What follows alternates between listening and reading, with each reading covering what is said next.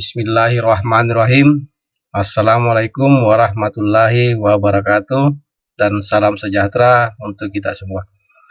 Alhamdulillahirabbil alamin. Wassalatu wassalamu ala asrafil anbiya'i wal mursalin wa ala alihi washabihi ajmain.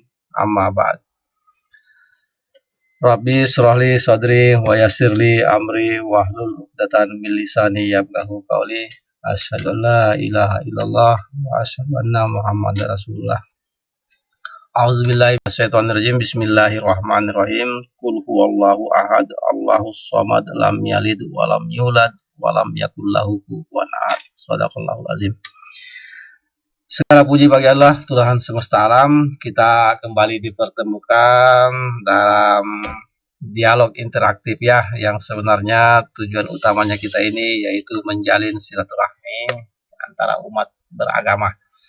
Ya, dialog ini seperti yang disampaikan host tadi akan terjadi dua interaktif dua arah, tema dalam metode debat lah, kita anggaplah ini sebagai debat lintas iman, di mana kali ini akan membahas tema tentang yang diajarkan oleh Bang Meme tadi, Bang Meme Bos, yaitu tentang identitas Tuhan dan keselamatan.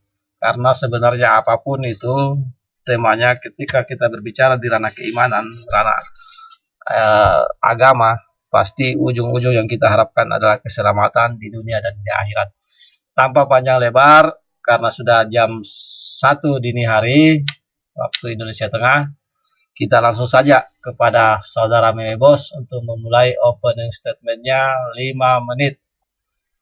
Nanti langsung disangga, langsung dari pihak muslim juga, kemudian seterusnya serba 5 menit. Insya Allah berjalan selama 1,5 jam ke depan. Silakan Bang Meme Bos dan Bang David untuk opening statementnya. Ya, Pak David silakan duluan.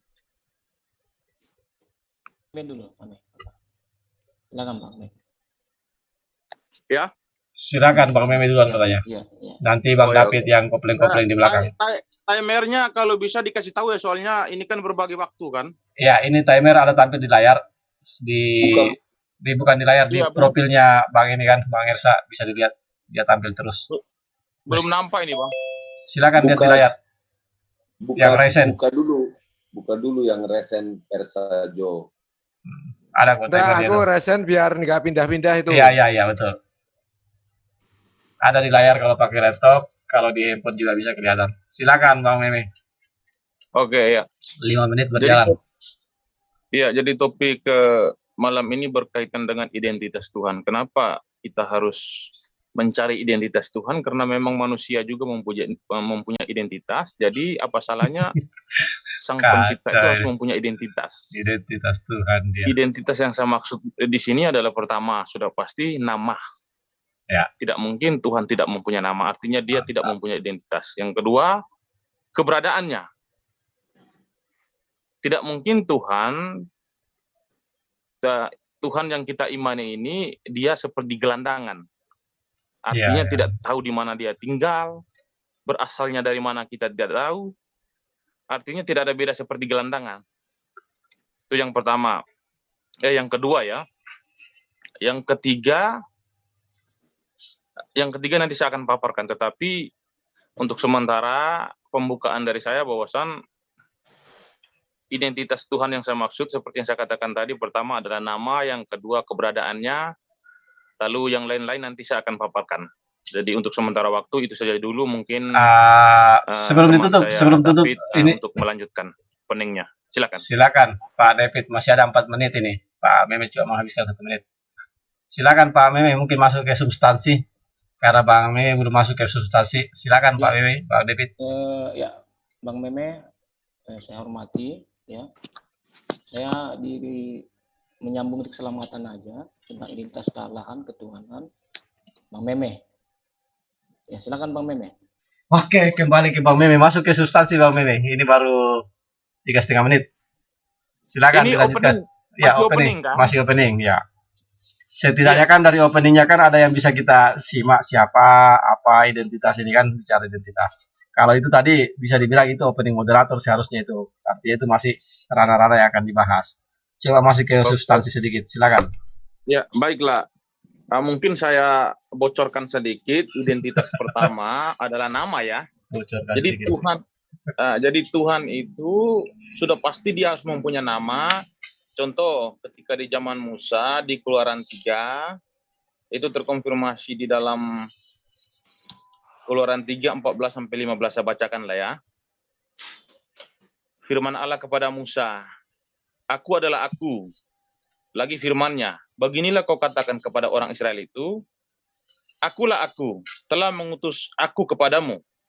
Selanjutnya firman Allah kepada Musa, "Beginilah kau katakan kepada orang Israel, Tuhan Allah nenek moyangmu, yaitu Allah Abraham, Allah Ishak, Allah Yakub telah mengutus aku kepadamu. Itulah namaku untuk selama-lamanya dan itulah sebutanku untuk turun-temurun." Di sini nama Allah, yaitu di teks aslinya ataupun original teks aslinya, yaitu YHWH. Jadi di sini dia mengatakan bahwasan, "Akulah YHWH, Tuhannya Abraham, Tuhannya Ishak, Tuhannya Yakub, Tuhannya nenek moyangmu." Jadi di sini identitas pertama, Tuhan itu memperkenalkan nama kepada Musa. Supaya apa? Supaya ketika orang beriman dengan perintah-perintahnya ataupun orang beriman dengan ajaran-ajaran yang melalui para nabi, ini terarah. Artinya kita bisa mengenali Tuhan kita ini siapa, namanya siapa, dari mana asalnya, apa saja yang dia lakukan untuk kita. Nah, ini yang saya maksud. Nah, ini identitas pertama, mungkin untuk sementara ini saja dulu ya saya paparkan ya. Oke, terima kasih. Silakan, masih ada 1,5 menit lebih. Pak David, bagian keselamatan, Baik. silakan. Baik ya. Identitas Tuhan itu wajib untuk dipahami setiap insan manusia. Nah, jadi keselamatan ini berhubungan dengan yang menyelamatkan. Pertanyaannya, apakah keselamatan ini bisa didapat dengan dengan campur tangan Tuhan? Tidak. Lagi-lagi, apakah keselamatan ini yang oleh manusia seluruh dunia ini bisa diperoleh dengan tidak campur atau tidak dilibatkan campur tangan Tuhan? Saya mengatakan keselamatan itu adalah anugerah dan itu diperoleh hanya pemberian saja kepada manusia, oleh Tuhan kepada manusia. Begitu. Kenapa begitu penting nama ini yang kami menyelamatkan?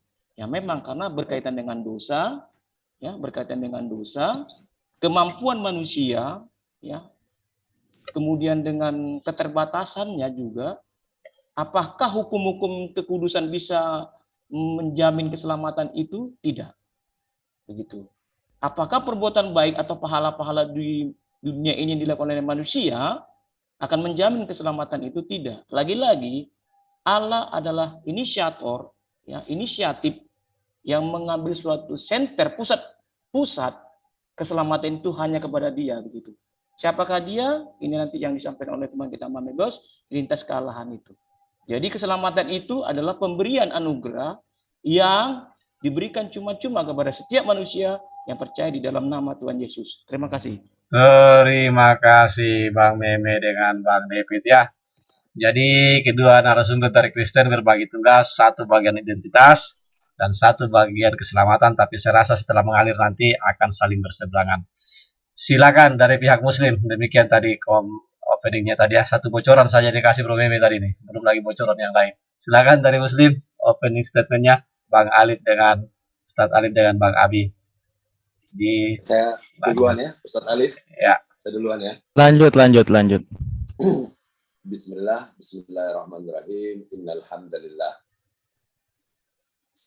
Menurut Ahlus Sunnah wal Jamaah, yang namanya iman itu bisa bertambah dan berkurang. Di antara yang menjadi faktor bertambahnya keimanan seorang muslim ialah dengan mempelajari nama-nama dan sifat-sifat Allah Subhanahu wa taala yang mulia. Maka izinkan saya di awal ini membaca satu Al-Qur'an ya, satu ayat. Wallahul ladzi la ilaha illa huwal malikul quddus salamul mu'minul muhaiminul azizul jabbarul mutakabbir subhanallahi amma yusyrikun.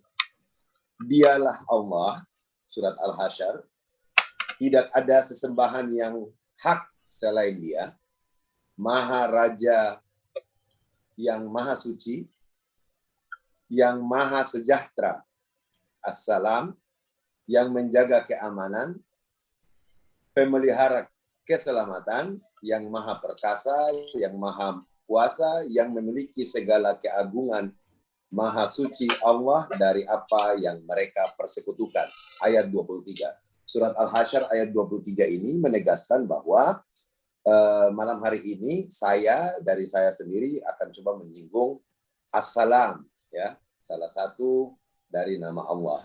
Saya kuatkan dengan sebuah hadis dalam hadis riwayat Bukhari.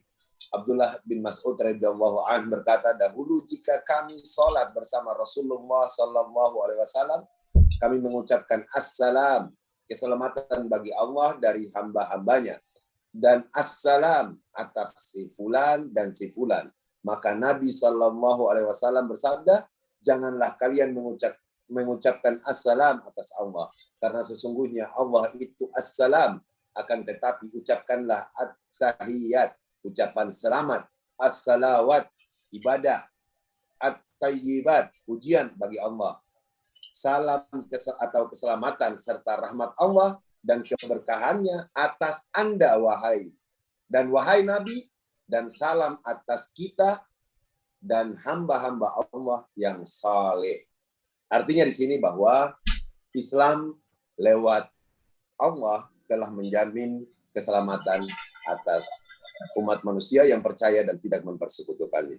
Monggo Ustaz Alif, lanjutkan. Oke, terima kasih. Baik, mengenai penjelasan Allah Subhanahu wa taala ya. Saya share screen aja dulu. Bismillahirrahmanirrahim. Pertama di sini bagaimana kita melihat Allah. Satu di surah ini dulu ya. Misal gini, inna fi khalqis samawati wal ard wa ikhtilafil laili wan nahar la ayatil liulil albab. Sesungguhnya dalam penciptaan langit dan bumi dan silih bergantinya malam dan siang terdapat tanda-tanda bagi orang-orang yang berakal. Tanda-tanda apa? Tanda-tanda kekuasaan Allah. Seperti juga kita ada di surah contoh sorry. Astagfirullahaladzim. Ya, contoh di dalam penciptaan langit dan bumi ya. Bagaimana Allah menciptakan juga di surah Shad katakan mengenai ini nih. Lalu wa ma khalaqna samaa wal arda wa ma bainahuma batila dalika dzannul ladina kafaru fawailul ladina kafaru minan nar. Kami tidak menciptakan langit dan bumi serta apa yang ada di antara keduanya secara sia-sia. Itulah anggapan orang-orang yang kufur, maka celakalah orang-orang yang kufur karena mereka akan masuk ke neraka. Nah, apa yang ada di diciptakan di langit dan bumi dan diantaranya sebagai tanda-tanda kekuasaan Allah. Lalu merujuk kepada surah Al-Anbiya ayat 91. Bismillahirrahmanirrahim. Walati ahsanat farjaha fanafakhna fiha min ruhina waja'alnaha wabnaha ayatal lil alamin. Ingatlah pula Maryam yang memelihara kehormatannya, lalu kami meniupkan ruh dari kami ke dalam tubuhnya. Kami menjadikan dia dan anaknya sebagai tanda kebesaran kami bagi seluruh alam. Nah, inilah kami mengenal Allah dengan tanda-tandanya seperti penciptaan langit dan bumi dan apa yang ada di antaranya. Dan salah satu di antaranya dikisahkan adalah bagaimana membuktikan tanda-tanda kekuasaan Allah seluruh alam, yaitu menciptakan Nabi Isa alaihissalam dan juga ibunya. Proses terjadinya itu sebagai tanda kekuasaan seluruh alam. Siapa yang kami sembah? Tentu Allah Subhanahu wa taala, seperti yang diwasiatkan oleh Nabi Ibrahim. Ustaz Ali. Ya, baik, terima kasih. Cukup, Allah nanti lagi dipertajam nanti di sesi berikut. Oke, opening statement untuk kedua pihak narasumber sudah kita dengarkan ya, tentang identitas Allah, identitas Tuhan masing-masing. Mungkin nanti akan melebar ini kerananya tentang konsisten, karena misalnya identitas itu tadi Bang Meme mempertegas di masalah nama, mungkin nanti akan melebar ini ke konsistennya nama ya. Silakan Bro Meme, 5 menit pertama waktu Anda untuk menanggapi opening statement dari Muslim, sekaligus memberikan pertanyaan atau memberikan sanggahan ataupun mempertajam openingnya tadi. Silakan dari pihak Kristen, mulai 5 menit lagi kepada berdua untuk bernarasi. Iya, kalau saya belum untuk menyangga dulu ya, nanti saya Ya. akan bertanya, tetapi saya mempersilakan saudara Sadafik dulu, mungkin saya sesi terakhirnya akan bertanya langsung. Oke, Silakan. silakan. Pak David boleh melanjutkan lagi ini apa namanya memperkuat apa narasinya tadi, boleh. Kalau masih ada tadi opini yang belum disampaikan silakan, atau boleh langsung memberikan sanggahan, silakan. Baik. Iya. Di Kisah Para Rasul 15 ayat 11 dikatakan, Kisah Para Rasul 15 ayat 11, sebaliknya kita percaya bahwa oleh kasih karunia Tuhan Yesus Kristus kita akan beroleh keselamatan sama seperti mereka juga. Kisah Para Rasul 13:47, sebab inilah yang diperintahkan kepada kami, aku telah menentukan engkau menjadi terang bagi bangsa-bangsa yang tidak mengenal Allah, supaya engkau membawa keselamatan sampai ke ujung bumi. Kisah Para Rasul 11:14, ia akan menyampaikan suatu berita kepada kamu yang akan mendatangkan keselamatan bagimu dan bagi seluruh isi rumahmu. Jadi memang keselamatan ini adalah sesuatu yang dirindukan setiap manusia karena berhubungan dengan akhir hidupnya. Kan begitu. Setiap orang berhak untuk menentukan jalan keselamatannya masing-masing, siapa yang dipercayainya, kitab suci mana yang diimaninya, seperti apa Tuhan yang dia percayai. Pertanyaannya, kenapa begitu penting Yesus di sini menjadi standar keselamatan? Karena jelas bahwa manusia tidak bisa menyelamatkan dirinya sendiri.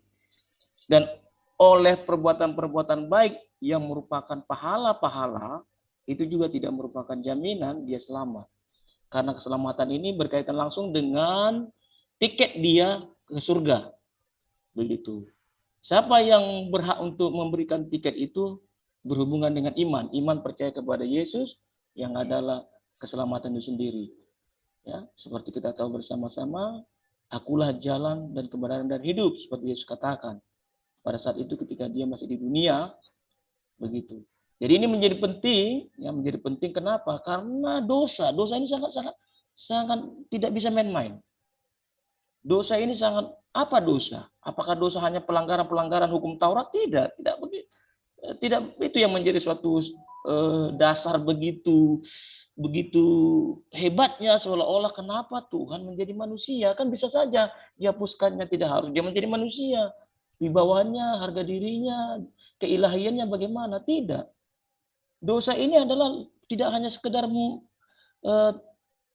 melanggar perintah hukum Taurat. Tidak, tetapi dosa ini adalah tidak percaya kepada Tuhan itu sendiri. Karena banyak klaim ilah-ilah, orang-orang lain menganggap itu ilah saya, itu Tuhan saya, itu Allah saya. Terserah. Tetapi apakah Tuhan itu sendiri benar-benar kebenaran itu sendiri? Nah, ini yang menjadi pertanyaan. Oleh karena itu, ya, Yesus katakan, akulah jalan dan kebenaran dan hidup. Gitu. Jadi hanya kepada Tuhan yang benar sajalah identitas. Kepada Tuhan yang benar sajalah yang itu bisa kita lihat imani di dalam kehidupan Yesus, ya, di dalam kehidupan Yesus. Hanya itu sajalah tiket satu-satunya kita itu diselamatkan. Karena Yesus, ya, dia mengosongkan dirinya, ya, sehingga dia mau sepertinya terhina, dicambuk, dipukuli, bahkan disalib, mengorbankan darahnya. Ya, bukan itu hal-hal yang apa, tapi itu ya memang begitu mulianya, begitu agungnya. Kenapa? Karena manusia ini susah mempercayai Tuhan, yang kebenaran itu. Oleh karena itulah Yesus datang untuk membuktikan di dalam dia Tuhan itu yang kebenaran itu ada kepada dia. Siapa mengenal dia, siapa menerima dia, siapa mengimani dia, maka keselamatan itu telah sampai kepada yang mendengar, yang percaya itu. Begitu. Kalau keselamatan yang dijanjikan oleh agama-agama lain yang lebih hebat daripada seperti yang disampaikan, diwujudkan, dimanifestasikan Yesus pada saat itu di dunia, ya silakan saya ingin dengar. Tetapi saya percaya satu-satunya Tuhan kebenaran itu adalah di dalam Yesus Kristus Tuhan dan mampu menyelamatkan. Oke, Pak David ya luar biasa mengenai keselamatan dia bahas ya. Benar sekali, ini memang identitas Tuhan ini sangat berkaitan dengan keselamatan, karena kalau salah memilih Tuhan, wah itu tidak bakalan selamat. Cuma dihabiskan waktu 5 menit nanti ke depannya, diperhatikan di layar biar berbagi waktu dengan Mbak Meme, tapi nggak apa-apa, silakan Mbak Meme, kita kasih kesempatan 1 menit, karena Mbak Meme ada pemutus pertanyaan tadi katanya. Mbak Meme silakan aja dulu, karena tadi dihabiskan oleh Bang David, tapi nggak apa-apa, kita berikan kesempatan ke Bang Meme. Berarti Bang David tidak ada pertanyaan ya untuk berkaitan dengan keselamatan kepada teman-teman muslim ya? Belum panas Pak, masih belum apa-apanya ini. Nah, nanti saya bertanya nanti. Ya, silakan Bang Meme, mungkin ada yang mau tanyakan. Oke, nanti saya akan mewakili 2 pertanyaan ya, nanti baru Bro David boleh memaparkan selanjutnya ya. Ya. Baik Pak. Pertama, saya mau bertanya dulu berkaitan dengan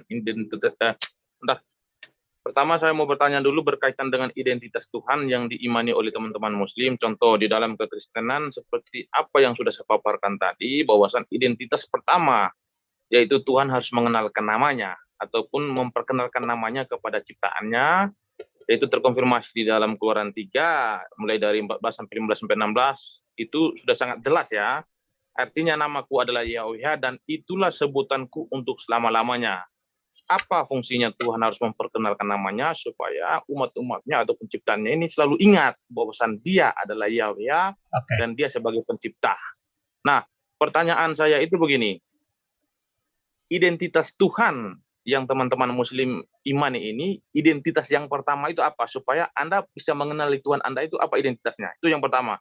Yang kedua berkaitan dengan keselamatan. Jaminan keselamatan apa yang diberikan Allah Subhanahu wa taala kepada kalian? Oke, terima kasih ya. Jadi kepada para sumber muslim, coba kita kasih juga waktu 6 menit untuk sesi ini. Ini untuk menjawab 2 pertanyaannya tentang identitas Tuhan dan keselamatan. Saya sudah dipahami. Dan boleh juga nanti menanggapi apa yang disampaikan dengan Bang David, sangat percaya dirinya ya dari penyampaian dari Bang David itu tentang keselamatan itu.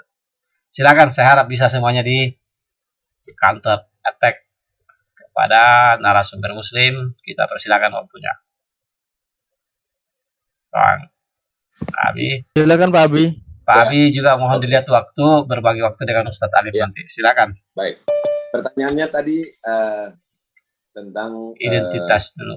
Identitas ketika Allah memperkenalkan namanya, tujuannya adalah ketika memperkenalkan atau mendeklarasikan dirinya sebagai Allah Maha Pencipta, satu-satunya, ada penegasan di sana bahwa satu-satunya, maka pada saat itu juga Allah dalam sekian banyak ayat seperti yang diberikan dalam surat Yasin ayat 58, salam sebagai ucapan selamat dari Rabb yang Maha Penyayang, berarti memberikan garansi kepada orang-orang yang tidak menyekutukan Allah dan yang mengenal Allahnya, yaitu adalah keselamatan. Karena dibuka dengan ucapan selamat, maka banyak ulama dan semua mufassir menerjemahkan bahwa ini garansi untuk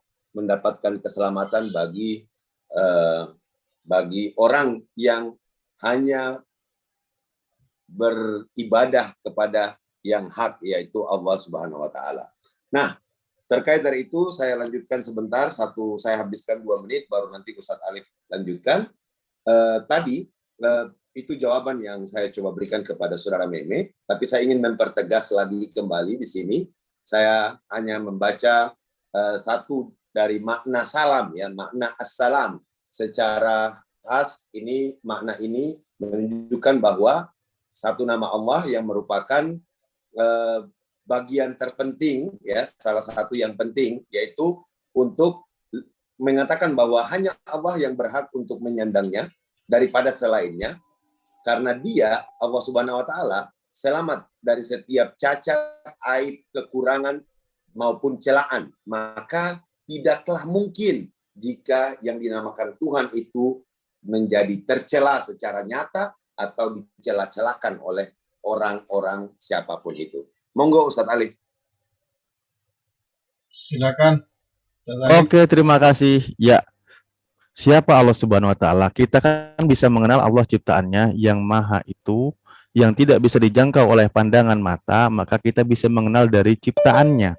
Karena tadi sudah saya sampaikan bahwa inna fi khalqis samawati wal ardh wa ikhtilafil laili wan nahar la ayatil ulil albab. Allah yang di dalam penciptaan langit dan bumi, silih bergantinya siang dan malam dan lain sebagainya, dan apa yang ada di dalamnya itu sebagai tanda-tanda bagi orang yang berpikir, tanda-tanda kekuasaan Allah. Banyak sekali tentang kabar itu. Nah, Allah ini yang tidak bisa dijangkau oleh mata, dan Allah yang maha kita bisa mengenal dari sifat dan afalnya atau pekerjaannya. Allah maha suci dari sifat-sifat tercela seperti yang namanya tersiksa, mati, sedih, ya, atau dibunuh dan lain sebagainya. Itu bukan Tuhan kami. Karena Tuhan kami yang maha, yang tidak dijangkau oleh pandangan manusia. Karena memang manusia diciptakan, dia sedang diuji dengan melakukan amal baik dan amal perbuatan baik, dan bagaimana dia bersabar untuk bertemu dengan Tuhannya nanti, kan gitu. Nah, kami beriman kepada Allah dan kepada Rasulnya. Tadi sudah ada beberapa ayat ya yang saya katakan. Contoh di sini, qaulu amanna billahi wa ma unzila ilaina wa ma unzila Ibrahim wa Ismail wa Ishaq wa Yaqub wal asbat wa ma utiya Musa wa Isa wa ma utiya nabiyyuna min rabbihim lanufariqu baina ahadim minhum wa nahnu lahu muslimun. Katakanlah wahai orang yang beriman, kami beriman kepada Allah, pada apa yang diturunkan kepada kami, pada apa yang diturunkan kepada Nabi Ibrahim, Ismail, Ishak, Yakub dan keturunannya, pada apa yang diturunkan kepada Musa dan Isa, serta apa yang diberikan kepadanya kepada nabi-nabi dari Tuhan mereka. Kami tidak membeda-bedakan seorang pun di antara mereka, dan hanya kepadanya kami berserah diri, yaitu mengenal Allah Subhanahu wa taala. Kami selaras dengan nabi-nabi terdahulu, ya. Bagaimana Allah itu Sang Maha yang tidak menjadi makhluknya. Makanya ada beberapa ayat juga di Al-Quran. Salah satu tadi contohnya adalah bagaimana kisah bukti kekuasaan Allah. Allah menciptakan hambanya dari peristiwa yang di luar nalar manusia. Makanya peristiwa kelahirannya Nabi Isa beserta ibunya adalah tanda kekuasaan Allah atas semesta alam. Artinya apa? Allah yang menciptakan alam semesta, dan diantaranya adalah Nabi Isa alaihissalam. Dan Nabi Isa di sini juga memberikan tanda kekuasaan Allah seperti coba kita di surah apa namanya? Aduh, ini ngalangin. Di surah Ali Imran ayat 39 kalau nggak salah ya, sebentar.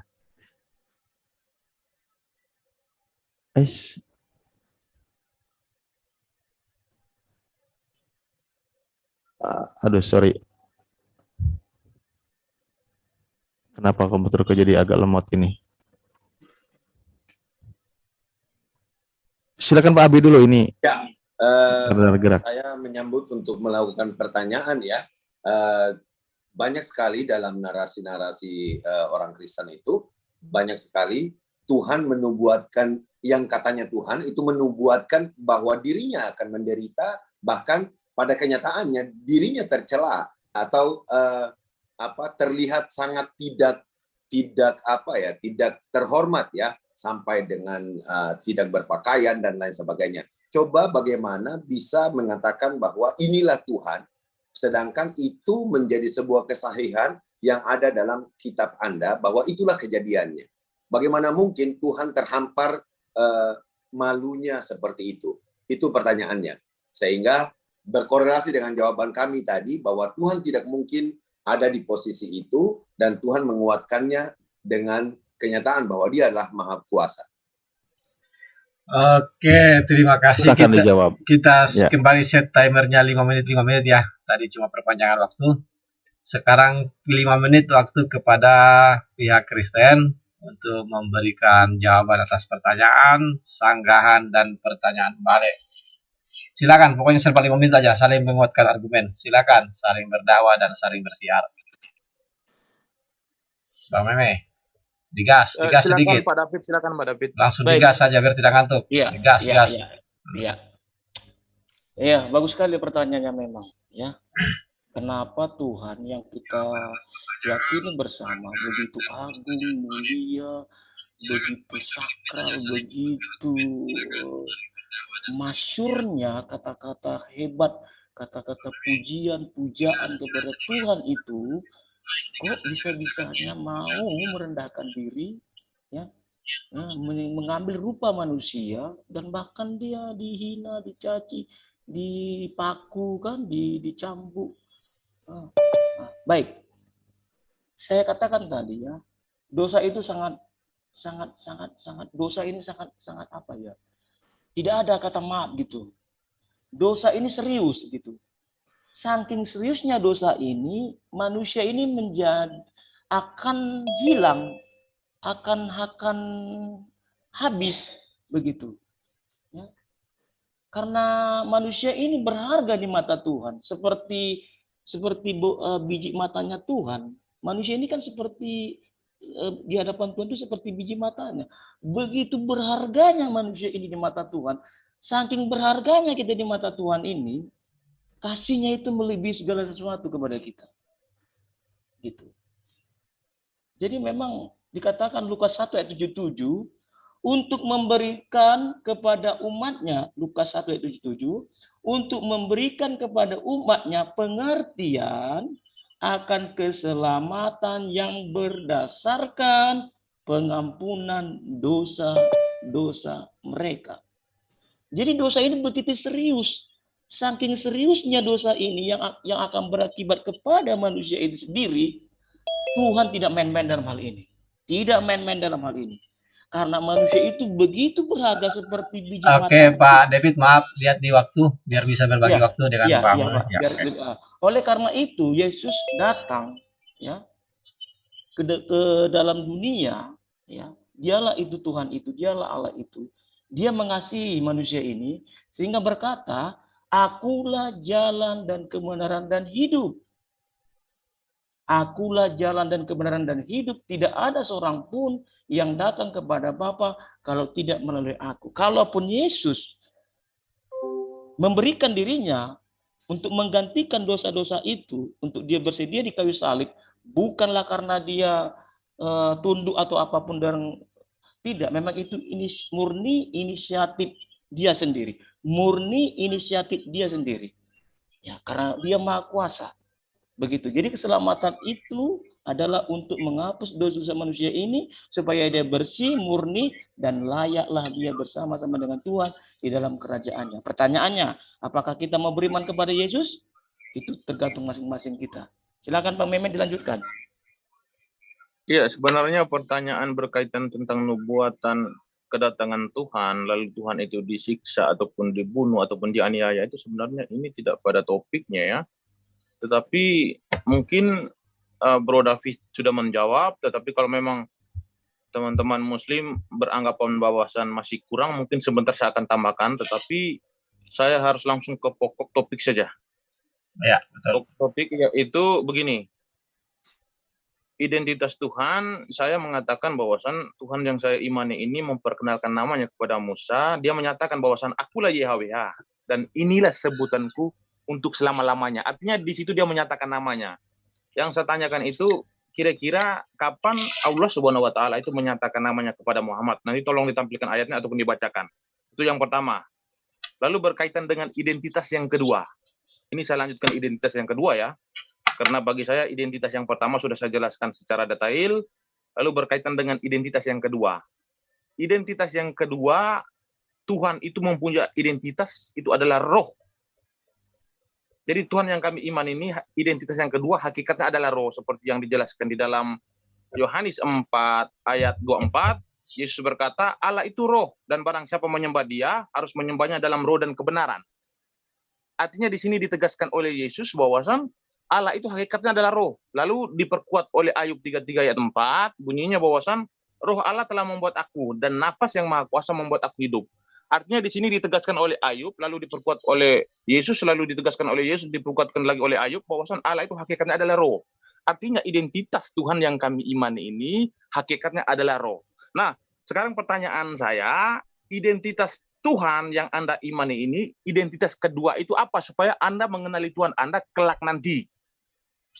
Oke. Jadi kalau Tuhan yang kita iman, sudah habis waktu belum? Sudah habis waktu. Oke, Oke. ya silakan. Identitas yang kedua tolong dipahami ya. Ya, paham. Jika Oke, yang identitas dua. jika Oke, identitas pertama adalah nama, identitas kedua lagi diminta. Kalau nama kita kan nama Tuhan kita kan Allah jelas.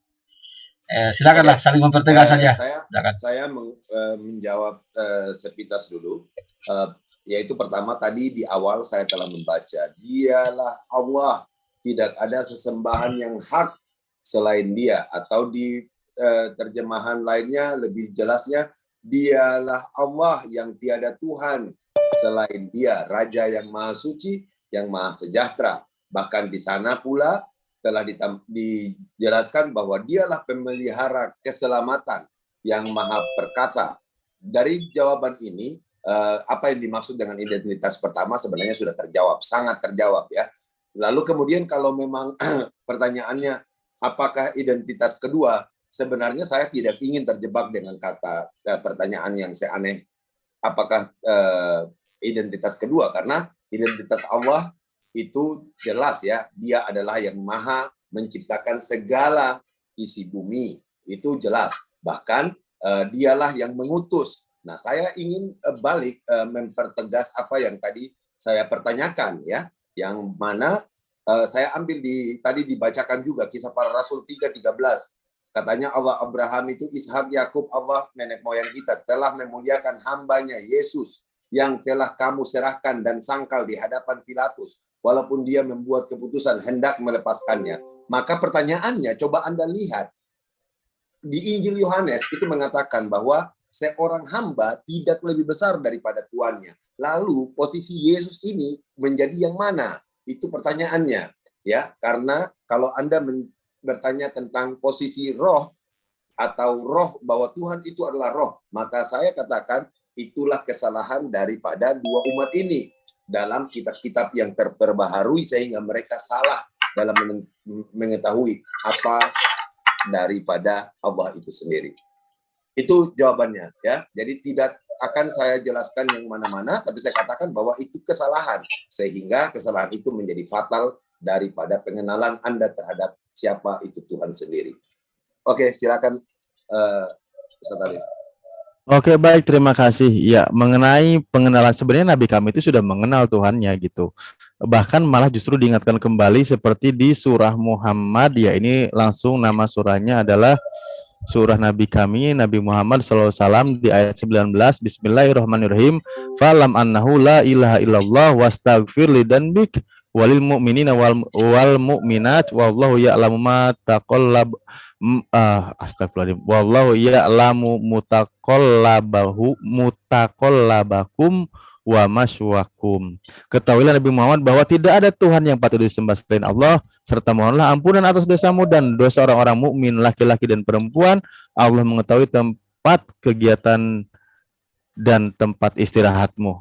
Ya, Allah sudah mengenal, makanya di sini juga kami selaras dengan apa yang diimani oleh nabi-nabi sebelumnya. Idqalallahu rabbu aslim qala aslamtu lirabbil alamin. Ini ketika kepada Nabi Ibrahim alaihissalam. Nabi Ibrahim sudah mengenal nama Tuhannya, bahkan wawasobiha Ibrahim bani Yakub.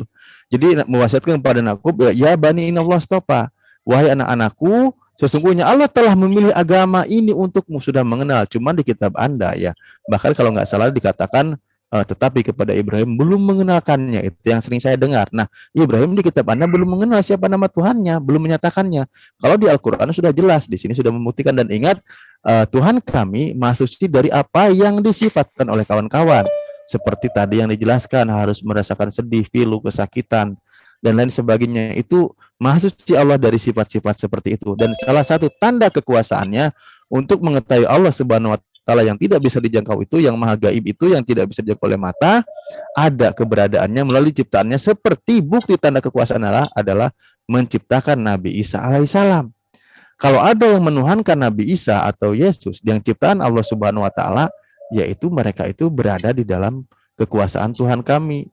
Ya udah, apalagi ketika dia tinggal di surga, surga ciptaan Tuhan kami juga. Ya udah tuannya diciptakan Tuhan kami, tinggal di surga yang Tuhan kami ciptakan juga. Makanya di ayat lain ketika Allah mau saja menghendaki menghancurkan Nabi Isa beserta ibunya, bisa saja. Ada di surah Al-Maidah gitu. Nah, kasarnya ngomong ini, kalau orang ditinggal di kontrakan karena numpang, bisa aja suatu saat diusir lah. Gimana lo? Kemana akan tinggal? Mungkin begitu ya. Silakan Pak Abi kalau mau menambahkan. Ya, saya coba ada waktu sisa ini saya pertegas bahwa di kisah para rasul itu sudah terjadi pertentangan, tapi langsung berefek pada pokok materi kita hari ini. Oke, terima kasih dari pihak Muslim sudah memberikan sanggahan jawaban dan ada pertanyaan juga. Silakan dari pihak Kristen ya.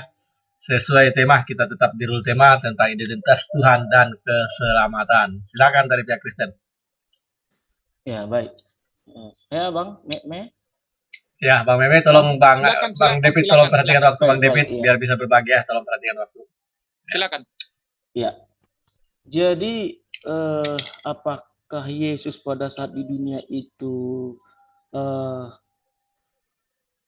perbedaan antara Tuhan dengan apa yang dipahami oleh teman-teman kita Muslim ini, dia itu hamba, seperti itu, kata hamba itu apa itu saat itu? Bagaimana begitu rendahnya bahwa seorang hamba tidak lebih daripada tuannya begitu. Ini membicarakan ya bahwa bagaimana Yesus itu merendahkan dirinya, ya. Dia tidak memakai gelar Tuhan itu ataupun bahasa-bahasa supernatural itu ketika pada saat itu dia di dunia. Supaya apa? Supaya dia diterima oleh manusia pada saat itu. Fisiknya bisa dilihat, bisa didengar. Kemudian dia melakukan mujizat-mujizat. Perkataan-perkataannya itu adalah sebagaimana dia seorang manusia pada saat itu, memakai tubuh, media tubuh, begitu. Dia memberikan teladan-teladan, ya, contoh-contoh seorang pemimpin, ya, yang melayani, yang mengayomi. Ya. Itu adalah pesan-pesan moral, pesan-pesan seorang pelayan begitu, yang berkenan di hadapan Tuhan. Jadi dia perlihatkan begitu. Hanya dia yang bisa memperlihatkan itu. Dan itu adalah yang berkenan kepada Tuhan. Siapa yang datang dari atas adalah di atas segalanya. Artinya apa? Manusia tidak bisa akan memahami apa sih maunya Tuhan kepada manusia ini. Oleh karena itu Yesus turun, semua apapun itu yang terkesan kepada manusia sepertinya hina, tidak relevan, tidak pantas. Ya, tetapi terbukti Yesus membuktikan dirinya. Supaya apa? Supaya manusia itu mengerti, memahami, oh ini rupanya Tuhan itu sebenarnya. Begini rupanya maunya Tuhan, begini satunya Tuhan. Begini yang panggilannya begitu. Tapi kalau teman-teman kita Muslim punya standar sendiri sesuai dengan mereka Alkitab sucinya, kitab sucinya itu terserah begitu. Tetapi tidak mengurangi ya, tidak mengurangi identitas firman itu sendiri begitu. Silakan Pak Meme lanjut. Oke. Jadi ini pembahasan tentang gelar Yesus. Sebenarnya ini tidak ada kaitan dengan keselamatan dan juga tentang identitas Tuhan ya. Saudaraku tadi menyatakan di Yohanes 13:16 bunyinya begini ya. Aku berkata kepadamu sesungguhnya seorang hamba tidaklah lebih tinggi daripada tuannya ataupun seorang utusan daripada dia yang mengutusnya. Di sini berbicara tentang gelar Yesus. Artinya seorang hamba tidak akan lebih besar daripada Tuhan, pencipta alam semesta. Iya, benar. Seharusnya Anda tidak mempermasalahkan cuma ayat ini saja. Ketika gelar yang lain Yesus mengatakan aku adalah anak Allah, itu harus dipermasalahkan juga. Ketika Yesus dikatakan sebagai seorang Mesias, itu harus dipermasalahkan. Ketika Yesus mengatakan seorang nabi tidak akan lebih besar daripada Tuhan. Tetapi yang menjadi permasalahan di sini, kita tidak berbicara tentang gelar Yesus, tetapi kita berbicara di sini tentang identitas Tuhan. Jadi kita sebagai umat manusia yang mengimani Tuhan, pencipta alam semesta itu, seharusnya kita memahami identitas Tuhan itu seperti apa. Contoh seperti yang saya paparkan tadi, bahwasan Tuhan yang saya imani ini, ataupun kami imani, saya dan Bro David, ataupun teman-teman Kristen yang lain mengimani Tuhan kami itu, bahwasan pertama dia menyatakan namanya, yaitu di Keluaran 3 ayat 15, 16-16. Lalu yang kedua, Ayub memperkenalkan di Ayub 3 ayat 4 tadi, bahwasan Allah itu sesungguhnya adalah roh. Lalu Yesus datang, dia mempertegas lagi di Yohanes 4:24, lebih memperkuat lagi ya oleh Yesus ya, bahwasan jika kamu ingin berdoa dalam roh dan kebenaran, sebab Allah itu adalah roh. Artinya di sini antara Ayub dan Yesus ini saling menguatkan bahwasan ya memang hakikat Allah itu adalah roh. Artinya ini adalah sebuah identitas. Contoh seperti seorang manusia. Manusia itu mempunyai identitas tubuh. Tidak mungkin manusia itu mempunyai identitas angin. Nah, saya sebagai meme bos mempunyai identitas adalah tubuh. Identitas kedua adalah nama saya. Nama saya adalah meme bos. Itu adalah sebuah identitas. Tetapi berkaitan dengan identitas tadi, teman-teman muslim belum menjawab. Oke lah, untuk identitas yang pertama berkaitan dengan nama, oke lah. Saya pahami saja dulu. Tetapi berkaitan dengan identitas yang kedua, supaya Anda mengenali siapa Tuhan Anda itu, apa identitasnya? Kalau di dalam agama saya sudah saya paparkan tadi, bahwasan identitas pertama adalah nama, yang kedua hakikat. Saya mencontohkan ataupun menganalogikan diri saya ini mempunyai tubuh, itu identitas yang pertama. Yang kedua, identitas yang kedua adalah nama. Artinya ini identitas Tuhan dengan manusia ini hampir sama. Oke, terima kasih Bang Meme. Silakan lanjut ya, Muslim. Saya tidak ada terus lanjut. Saya lagi sambil makan ini. Silakan lanjut dulu. Saya ingin langsung mengerucutkan ya, karena Meme Bos. Yang saya harus katakan bahwa identitas Allahnya orang Islam itu adalah maha tinggi dari segala yang diciptakannya. Sesuai juga dengan apa yang dituliskan di dalam Bible Anda, bahwa Yesus hanyalah hamba. Dan di ayat sebelumnya itu, atau di Kisah Para Rasul itu, di 3:13, itu dikatakan bahwa yang mengutusnya adalah Allah. Nenek moyang Allah Abraham, Ishak, Yakub, ya, Allah nenek moyang kita telah memuliakan hamba dan telah mengutusnya, gitu loh. Tapi telah dilakukan sesuatu oleh Pilatus, walaupun dia membuat keputusan hendak melepaskannya. Berarti Allah yang tadi dimaksud ini jadi tidak berkuasa untuk menyelamatkan Yesus itu sendiri. Kalau tadi Anda tanya Masehi atau apa itu namanya, itu artinya nabi. Sesuai dengan kalimat-kalimat di Bible Anda yang lain, bahwa juga mengatakan asalnya dari Nazaret. Tapi itu adalah identitas-identitas yang hanya layak bagi seorang manusia. Sedangkan yang layak bagi Allah atau Tuhan yang maha mencipta adalah yang maha tinggi. Yang maha tinggi, berada paling tinggi, dan yang selalu mulia. Dan tidak mungkin sama mulianya, tidak mungkin kesamarataannya, tidak mungkin. Saya ulangi lagi, tidak mungkin. Kalau tadi David bilang bahwa karena dosa. Kalau dosa itu terhadap Allah, maka Allah yang paling tinggi, Allah bisa langsung menghapus dosa itu. Tidak harus membuat penjelmaan. Itu yang harus Anda ketahui. Itu konsep dasar otak berpikir lurus, gampang. Dan Allah maha tahu dengan hal itu. Maha mampu untuk menjelaskan itu. Kalau memang dosa itu terhadap Tuhannya, terhadap yang menciptakan, maka dengan sebalik tangan bisa langsung dimaafkan, bisa langsung kemudian tidak perlu ada pembunuhan lagi. Terhadap siapa? Terhadap dirinya lagi ngakunya. Ngakunya menjelma lalu dibunuh. Itu tidak mungkin. Oke, itu perkaranya. Maka kalau dia tidak bisa selamat, maka dia tidak bisa menjamin keselamatan. Oke, monggo Ustaz Ali. Oke, baik. Sebenarnya terima kasih ya. Penjelasan dari kawan-kawan Kristen sebenarnya sangat berbeda sekali dalam masalah mengenal Tuhannya ya. Seperti dia memaksakan identitas seperti yang ada pada makhluknya. Segala sesuatu yang dijelaskan oleh mereka itu di keyakinan kami adalah makhluk ciptaan Allah Subhanahu wa taala. Karena Allah itu tidak ada kesamaan dengan makhluk. Sementara dari tadi kawan-kawan Kristen dari kedua narasumber menjelaskan tentang bagaimana yang dirasakan makhluk, bentuk makhluk dan lain sebagainya. Itu menunjukkan suatu yang mohon maaf tidak ada kesetaraan ketika memang Allah itu tidak ada yang setara ya, walam yakul lahu kufuwan ahad, tidak beranak dan juga tidak diperanakan dan lain sebagainya. Dan bukti di sini adalah sangat jauh, apalagi tadi Bro Meme Bos menjelaskan, dia mengatakan identitas Tuhan itu roh. Nah kalau gitu Anda menyembah dalam Tuhan dong. Tuhan itu roh dan menyembah dia dalam roh dan kebenaran, berarti Tuhan itu roh. Anda juga menyembah dalam roh juga. Nah, Tuhan Anda roh, Anda menyembah dalam roh, berarti Anda menyembah dalam Tuhan. Nah, oh beda, nanti bisa beda, kan roh kami dengan roh Tuhan beda. Nah, cara membedakannya gimana? Anda aja nggak tahu roh Anda dengan roh Anda nggak tahu roh Anda seperti apa. Seperti Anda yang tidak tahu roh Tuhan, makanya sulit juga kan membedakannya gitu. Nah, ini semua ini sebenarnya lagi mengkategorikan makhluk, kecuali Anda meyakini bahwa yang namanya roh itu adalah gaib, maksudnya tujuan itu yang tidak nampak oleh mata, artinya yang sifatnya rohani, Anda menyembah dalam jiwa diri rohani gitu. Itu ya saya mungkin tidak akan banyak membantah ya dalam hal itu. Nah, dan di dalam keyakinan Anda jelas Tuhan itu tadi dikatakan lemah pilu dan mengosongkan diri menjadi manusia. Bahkan saya pernah membaca ya, nanti dijelaskan ya. Itu coba nanti jelaskan ya, bedakan antara rohmu dengan roh Tuhan.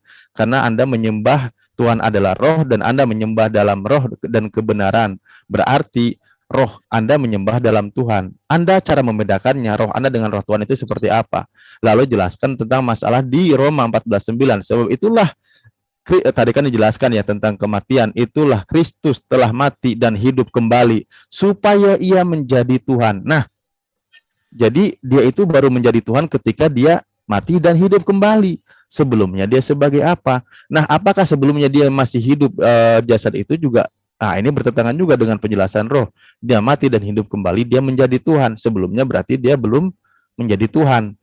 Nah, apalagi tadi jelaskan YHWH itu kini dan selamanya. Saya tadi tanyakan, Abraham pun belum mengenalkan namanya. Lah lalu kalau selamanya, namanya juga toh sekarang kalian tidak menyebutnya, tetapi malah menuhankan Yesus. Dan Yesus menjadi Tuhan setelah dia mati dan hidup kembali.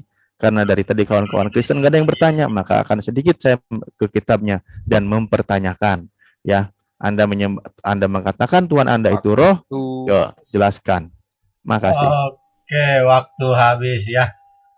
Silakan dari pihak Kristen, mudah-mudahan menyimak dengan seksama pertanyaan dari pihak Muslim ya. Silakan Bang Meme dan Pak David, dinaikkan gasnya dulu, dinaikkan gasnya. Silakan Pak David. Yoel 2 ayat 32 ya. Yoel 2 ayat 32 berkata, dan barang siapa yang berseru kepada nama Tuhan akan diselamatkan. Sebab di Gunung Sion dan di Yerusalem akan ada keselamatan seperti yang telah difirmankan Tuhan. Dan setiap orang yang dipanggil Tuhan akan termasuk orang-orang yang terlepas. Jadi memang keselamatan ini adalah Tuhan sendiri yang menganugerahkan ya, melalui percaya kepada Dia di dalam iman. Tentang apakah ada cara lain seperti yang disampaikan oleh teman kita tadi, kan bisa saja dia maha kuasa, maha tahu, kan begitu. Oleh karena dia maha kuasa, maha tahu, kan tidak harus mengorbankan dirinya, apalagi sampai turun-turun ke dalam dunia memakai rupa manusia lagi, menjadi hamba lagi seperti teman kita tadi itu. Ya. Nah, disinilah yang menjadi perbedaan mendasar kita ya tentang memahami tentang keselamatan. Ya. Yesus lagi-lagi ya inisiatif dia, itu kehendak dia begitu. Tidak ada dari faktor-faktor orang kedua, ketiga, tidak ada. Kehendak dia. Karena apa? Lagi-lagi karena kasih. Karena kasih. Ya. Manusia itu adalah citra, ya, gambar dan rupa Allah. Jadi karena gambar dan rupa Allah dan hembusan napas yang dihembuskan oleh Tuhan kepada Adam sehingga dia menjadi makhluk yang hidup, itulah yang menjadi barometer ya. Rasa berharganya itu, nilai berharganya itu bahwa yang ada pada kita ini adalah milik Tuhan langsung begitu, sangat berharga begitu. Oleh karena itu, cara Tuhan sendirilah yang benar-benar yang sah, yang benar-benar sah ya, untuk menyelamatkan manusia itu dan menebus dosa-dosanya. Begitu. Apa kalau itu susah diterima, yaitu pribadinya teman kita lah itu. Silakan Bang Meme. Ya, oke. Ya, jadi sebenarnya ini penasaran sekali saya dari tadi ya. Saya bertanya tentang identitas Tuhan, yang kedua berkaitan dengan hakikat. Saudaraku Abi menjawab bahwasan identitas Tuhan kami itu yang kedua adalah Maha Kuasa. Maha Kuasa itu bukan identitas, tetapi berbicara tentang sifat. Maha Kuasa, Maha Baik, Maha Kasih itu adalah sifat. Itu bukan identitas. Identitas itu adalah keberadaannya atau siapa dia. Siapa dia dalam konteks namanya. Namanya sudah pasti Tuhan yang saya imani YHWH. Lalu identitas yang kedua, saya memperkenalkan bahwasan hakikat Tuhan saya itu adalah roh. Seperti yang ditegaskan oleh Ayub maupun Yesus itu sendiri. Jika memang Tuhan Anda tidak mempunyai hakikat, jawab saja bahwasan identitas Tuhan saya berkaitan dengan hakikat tidak ada. Tetapi Tuhan saya adalah goib, artinya zat, sesuatu yang tidak bisa dijangkau. Anda kan bisa saja menjawab seperti itu. Kok malah menjawab identitas Tuhan saya yang kedua itu adalah sifat. Sifat itu maha kuasa. Maha kuasa itu sifat, bukan identitas. Yang saya tanyakan ini identitas. Nah, sekarang saya beralih ke identitas yang ketiga. Identitas pertama oke lah. Berkaitan dengan nama, ya Anda juga mempunyai Tuhan namanya Allah Subhanahu wa taala dan saya mempunyai Tuhan namanya Yahweh. Berkaitan dengan identitas kedua, saya mempertanyakan identitas hakikat Tuhan Anda. Anda mengatakan sifat itu bukan identitas. Itu Anda mengatakan maha kuasa. Maha kuasa itu bukan identitas tetapi sifat. Nah, sekarang saya mempertanyakan identitas yang ketiga. Identitas yang ketiga, Tuhan yang saya imani ini bertata di atas surga. Artinya Tuhan saya mempunyai tata. Seperti yang dijelaskan di dalam kitab Yeskiel 6:3 ayat 15 sampai 19 ya. Saya bacakan ya. Yesaya 6:3 ayat 15 sampai 19. Pandanglah dari surga dan lihatlah dari kediamanmu yang kudus dan agung. Di manakah kecemburuanmu dan keperkasaanmu? Artinya di sini mengatakan bahwasan pandanglah dari surga dan lihatlah dari kediamanmu. Artinya Tuhan yang kami imani ini bertata di atas surga. Artinya jelas Tuhan yang kami imani. Pertama, dia bertata di atas surga. Yang kedua, dia turun ke bumi. Dia menyatakan namanya. Yang ketiga, dia menyatakan hakikatnya. Siapa aku? Aku adalah roh. Sama seperti saya. Saya mempunyai nama, mempunyai tubuh, mempunyai tempat tinggal. Nah, di sini dinyatakan bahwasan dia bertata di atas surga. Nah, sekarang pertanyaan saya, identitas Tuhan Anda yang ketiga itu apa?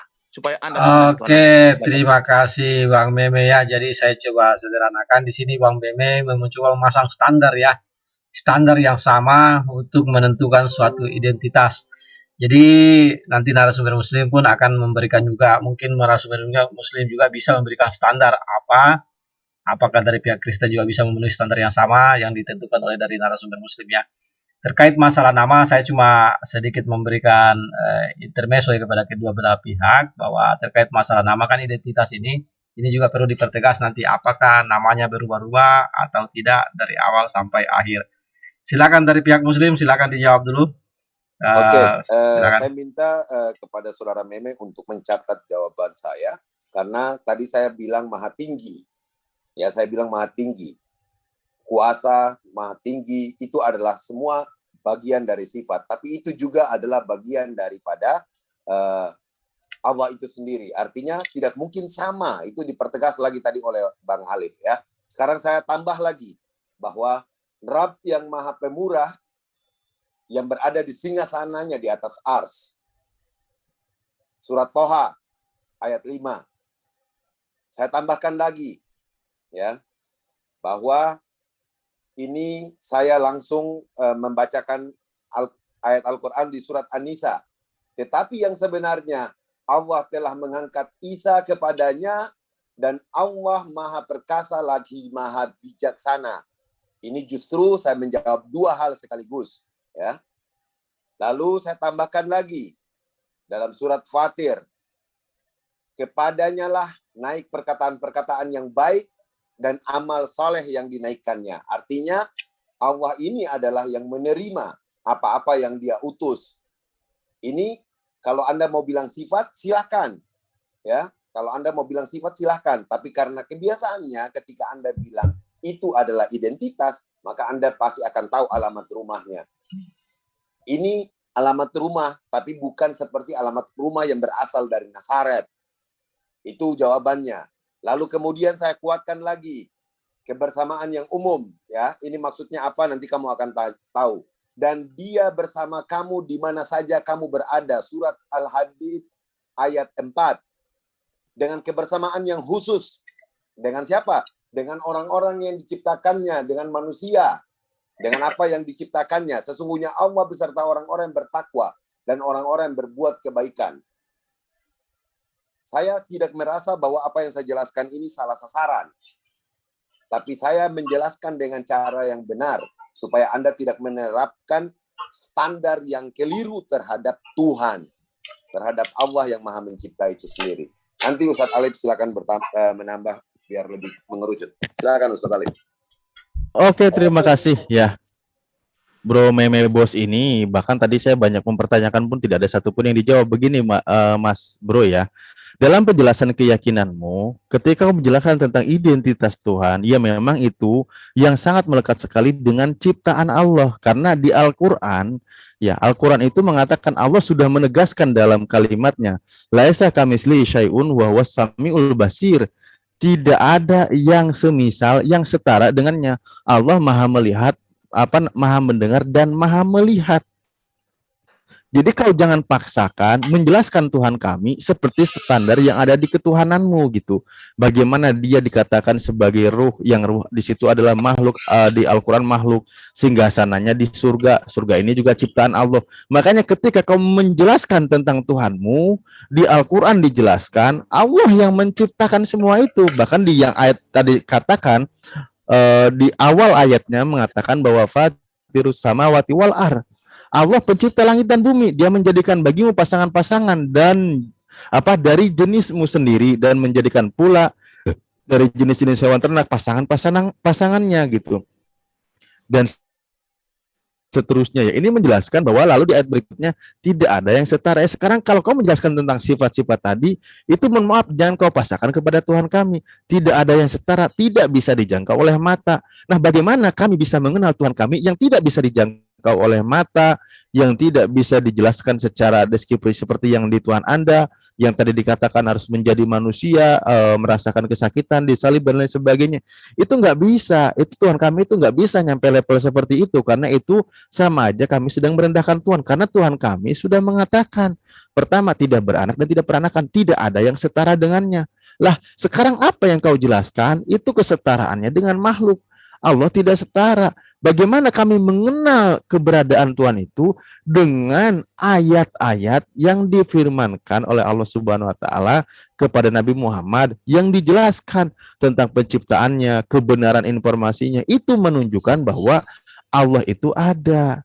Ketika menjelaskan tentang ini, itu makhluk. Makanya tadi seperti mohon maaf di kawan-kawan yang memang demikian menyebutkan Tuhannya harus mati dan hidup kembali supaya menjadi Tuhan. Nah, di sini pun dijelaskan. Makanya ketika Anda mengatakan Tuhan Anda roh, roh itu kan ciptaan Allah juga. Tuhan kami itu tidak ada yang setara. Makanya kalau Anda tadi mengatakan Tuhan Anda roh, sementara Anda menyembah dalam roh, nah Anda sama-sama dengan Tuhan. Karena dalam diri Anda juga ada Tuhan. Bagaimana cara membedakannya? Itu yang tidak bisa dijelaskan. Gitu. Oke, terima kasih Bang Alim. Jadi demikian jawaban dari narasumber Muslim, Bro Meme. Jadi memang kita memiliki standar yang berbeda kalau mau disamakan. Masing-masing silakan menjelaskan identitas Tuhannya. Namun demikian ya, dari Muslim memang kami itu Allah Subhanahu wa taala itu hakikatnya ada pada sifatnya, memang kita bisa mengetahui bagaimana. Silakan dari Bro Meme, bagaimana Anda membedakan antara roh yang Anda sembah dan roh diri Anda sendiri? Silakan dari pihak Kristen. Bang Meme mau lanjut atau gimana? Lanjutkan bro, nanti biar saya yang kedua aja. Lanjut. Iya, saya lanjutkan ya.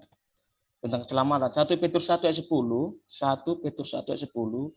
Keselamatan itulah yang diselidiki dan diteliti oleh nabi-nabi yang telah bernubuat tentang kasih karunia yang diuntukkan bagimu. 1 Petrus 2 ayat 2.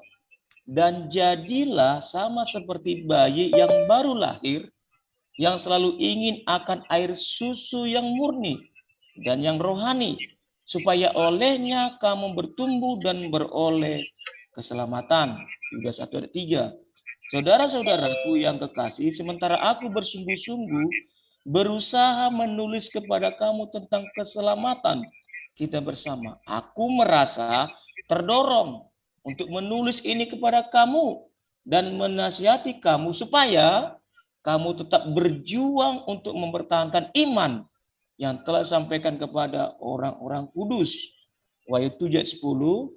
Dan dengan suara yang nyaring mereka berseru, keselamatan bagi Allah kami yang duduk di atas tahta dan bagi anak domba. Wahyu 12 ayat 10. Dan aku mendengar suara yang nyaring di sorga berkata, sekarang telah tiba keselamatan dan kuasa dan pemerintahan Allah kita, dan kekuasaan Dia yang diurapinya, karena telah dilemparkan ke bawah pendakwa saudara-saudara kita yang mendakwa mereka siang dan malam di hadapan Allah kita. Wahyu 19:1. Kemudian daripada itu, aku mendengar seperti suara yang nyaring dari himpunan besar orang banyak di sorga, katanya, haleluya, keselamatan dan kemuliaan dan kekuasaan adalah pada Allah kita. Jadi lagi-lagi keselamatan ini adalah kehendak Tuhan itu sendiri, ya. Tiketnya jelas, ya, beriman kepada Yesus, ya, karena ini berhubungan dengan dosa, ya. Karena manusia ini sudah menjadi miliknya si pendusta, si pembohong. Bapaknya si pendusta itu kan. Siapa ini bapaknya si pendusta ini? Yang mendustai Adam dan Hawa ketika Taman Eden, bahwa mereka itu akan menjadi sama seperti Allah. Itu. Jadi karena tidak percaya ini sama dengan dia merasa dirinya seperti Allah.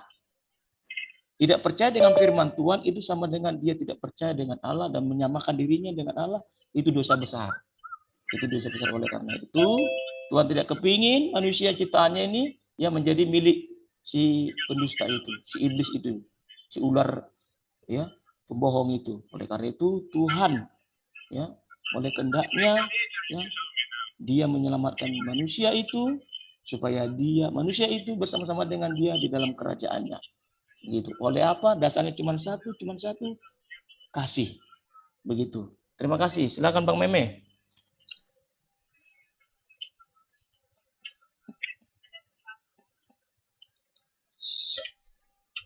Silakan Bang Meme. Ya, terima kasih, saya ke-mute pula tadi ya. Ya, saya lanjutkan ya. Ya, jadi saya menangkap sedikit ya apa yang dipaparkan oleh Bang Abi, bahwasan identitas Tuhan dia yang ketiga itu adalah di atas arsy. Nah, arsy ini saya mau bertanya, apakah arsy ini sebuah ruang atau bukan? Contoh di dalam ajaran saya, identitas Tuhan yang saya iman itu bertata di atas surga, tetapi dia lebih tinggi sedikit dari surga, yaitu di atas kerubim yang ditandu oleh serafim, yaitu terkonfirmasi di dalam Yesaya 6 ayat 2-3, bahwasan ada malaikat serafim yang menandu kerubim, itulah tahta Allah. Nah, artinya ini adalah sebuah ruang. Artinya Tuhan yang saya iman ini mempunyai identitas yang jelas, yaitu bertata di atas surga, dia mempunyai tahta, artinya mempunyai ruang. Nah, pertanyaan saya ini, apakah Allah Subhanahu wa Ta'ala ini mempunyai ruang atau tidak? Arsy itu ataupun di atasnya arsy ini mempunyai ruang atau tidak? Ataukah Tuhan ini melayang-layang begitu saja? Contoh, Tuhan kami tidak melayang, karena saya sudah menjelaskan bahwasan status ataupun identitas dia berada di surga, dia berada di atas kerubim, lalu kerubim ini ditandu oleh malaikat, artinya kerubim ini adalah sebuah ruang. Artinya dia tidak melayang-layang seperti angin atau apa-apa. Nah, pertanyaan saya, ketika Anda mengatakan Tuhan Anda itu bertata di atas arsy, arsy ini adalah sebuah ruang, ataukah dia ini hanya melayang-melayang saja? Nah, ini pertanyaan saya. Coba dijelaskan dulu. Apa arsy itu? Apakah sebuah ruang atau bukan? Silakan.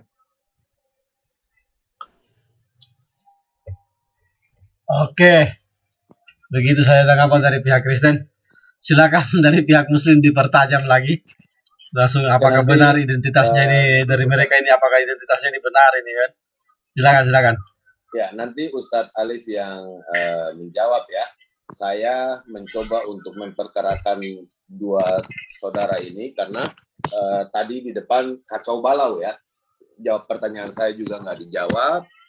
Tentang tadi surat apa itu saya lupa juga, tentang perbedaan Tuhan dan ini. Sekarang lihat di share-nya saya ingin bertanya bahwa Anda lihat surat Ayub 411 ya, itu menjelaskan tentang kalau yang surat itu dia menjelaskan, karena tadi Anda bilang bahwa ternyata Tuhan Anda Yahweh, tapi ini saya punya prasangka yang buruk sekali terhadap Yahweh, bukan Allah dia nih.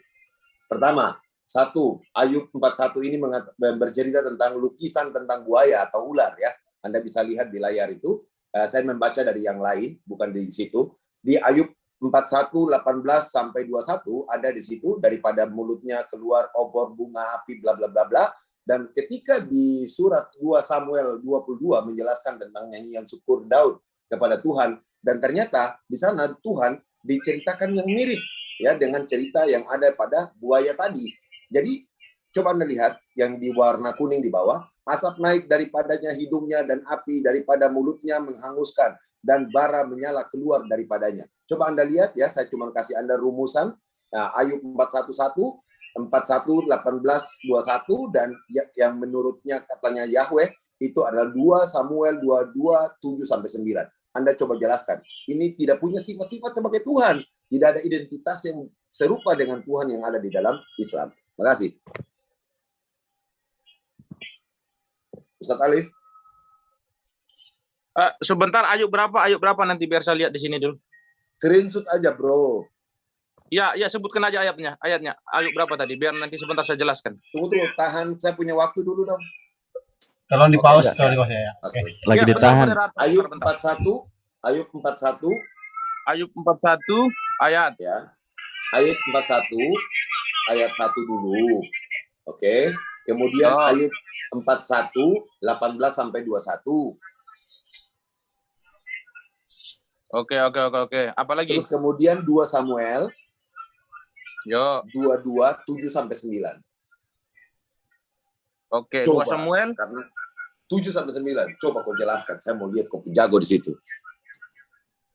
2 Samuel 7 sampai 9 ya? Ya. 2 Samuel 7.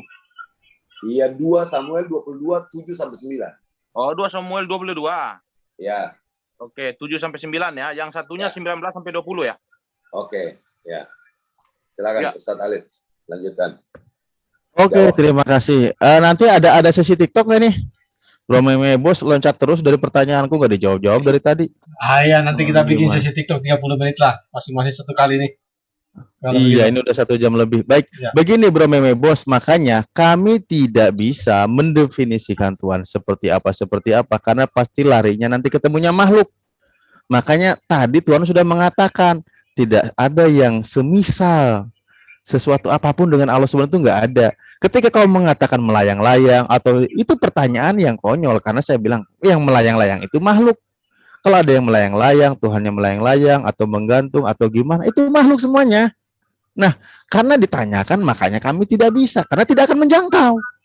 Karena Tuhan itu tidak ada setara dengannya, tetapi Tuhan itu ada. Nah, keberadaannya seperti apa? Kami mengenal dari informasi yang diberikannya tentang sifat-sifatnya, tentang ciptaannya, tentang bagaimana menciptakannya, tentang bagaimana menciptakan Rumeme, tentang bagaimana seperti apa, seperti yang ada seluruh ciptaannya, informasinya, langit dan bumi, segala isinya, dedaunan, ayat-ayatnya banyak, binatang dan sebagainya, itu diceritakan, membuktikan keberadaannya. Makanya kami tidak bisa disamakan dengan seperti yang Anda.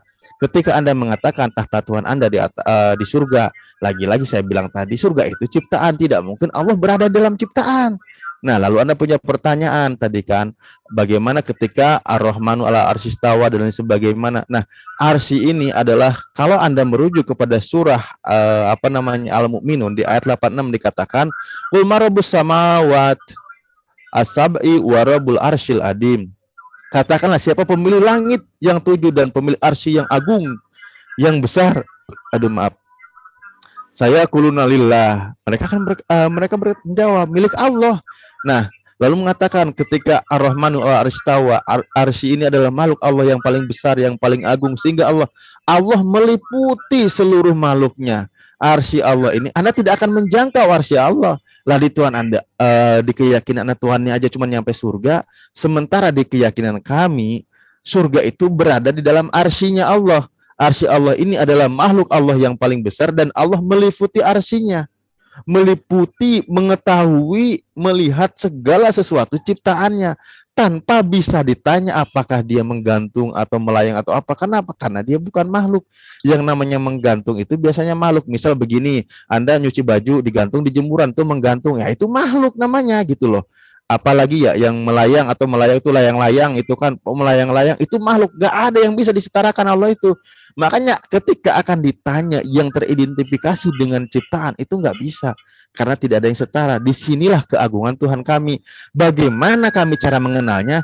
Dengan tadi saya ulang-ulang ya, bagaimana kami mengenal ciptaan-ciptaan Allah seperti Anda mengetahui ciptaan Allah saja sampai surga. Bahkan saya tanyakan surga itu diciptakan atau tidak nih? Karena ada beberapa versi jawaban. Nanti kau jawab Tuhanmu berada di surga. Apakah surga itu diciptakan? Nanti kau jawab, atau sekarang aja kau jawab. Udahlah.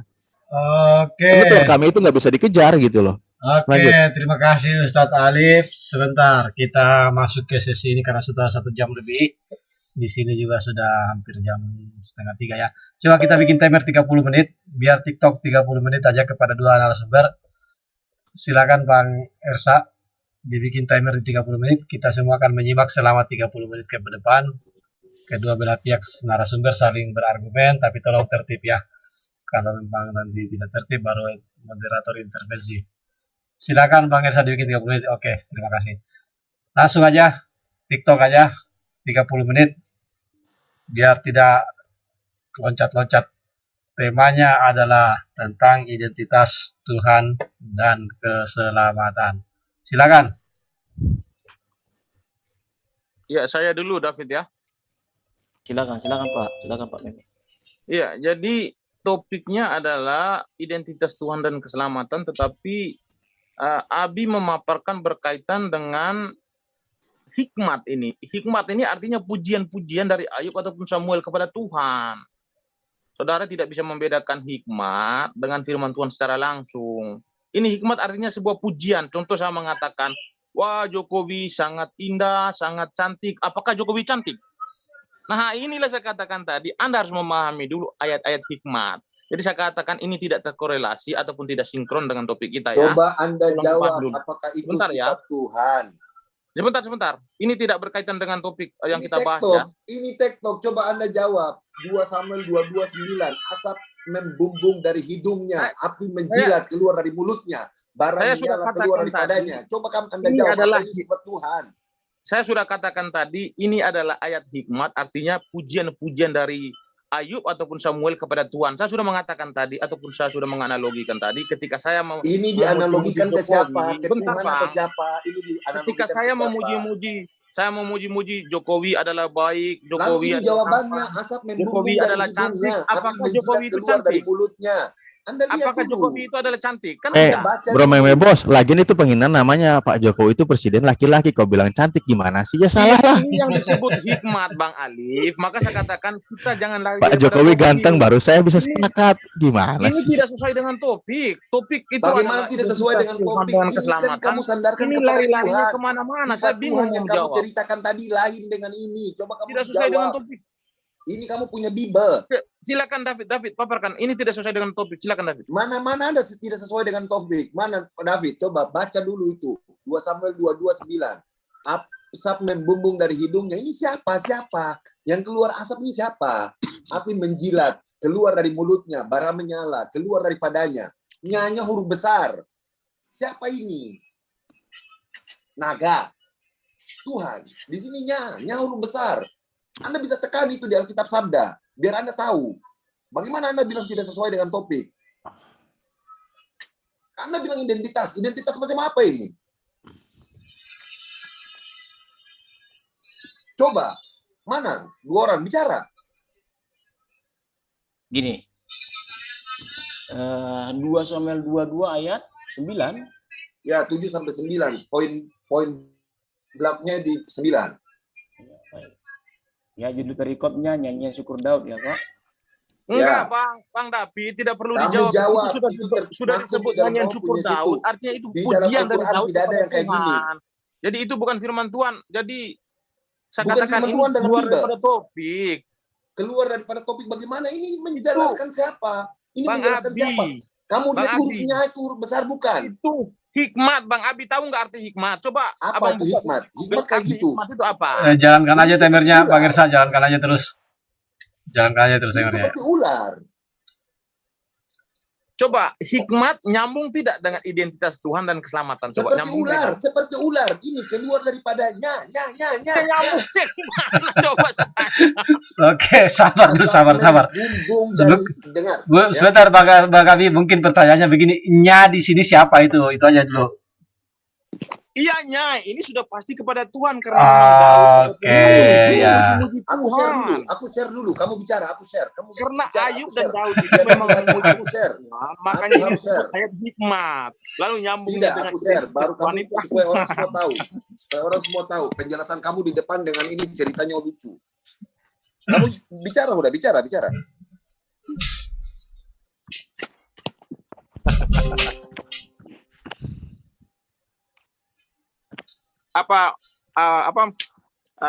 Moderator bagaimana ini? Kira-kira ini sesuai dengan topik atau tidak ini?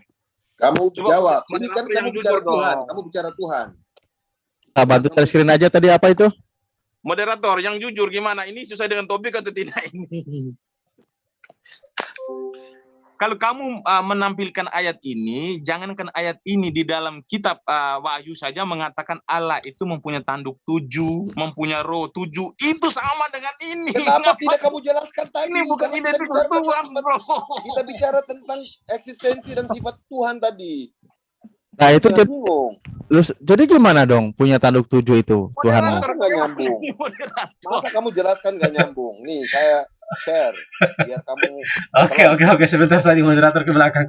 Ya, saya dengar suaranya ketawa. Ya, gimana? Lanjutkan dulu. Saya menyimak lagi. Saya share. Saya harus share supaya dia paham. Kamu juga pertanyakan dia di dalam tidak nyambung kitab. dari mana? Dari mana Seharusnya kamu Bang bisa Abi bilang nggak nyambung? pertanyakan di dalam kitab Enggak, Wahyu ini juga saya pakai ada. Bible kamu. Ini saya Bahwasan pakai Tuhan Bible itu kamu, bukan mempunyai pakai tanduk Bible orang lain. 7, Jadi mempunyai kamu roh lihat. 7. Seharusnya dipertanyakan sama seperti itu. Lihat. Asap membumbung dari hidungnya. Tulisannya huruf besar. Api menjilat keluar dari mulutnya. Nya huruf besar lagi. Bara menyala keluar daripadanya. Nya huruf besar lagi. Di Ayub tadi itu juga menjelaskan tentang ular. Mirip banget. Iya. Pertanyaannya Bang Abi apa sebenarnya mengenai itu? Ini kan kita bicara tentang sifat Tuhan tadi. Masalah keberadaannya, masalah segala macamnya. Lah ini di dalam sini dia menjelaskan juga. Ya di sini pasti Tuhan dong. Iya, tadi Kenapa jawab sudah tidak Tuhan. dia jelaskan tadi? Iya. Ini saya pertanyakan wajar dong. Masa dia bilang tidak nyambung? Dari akal mana?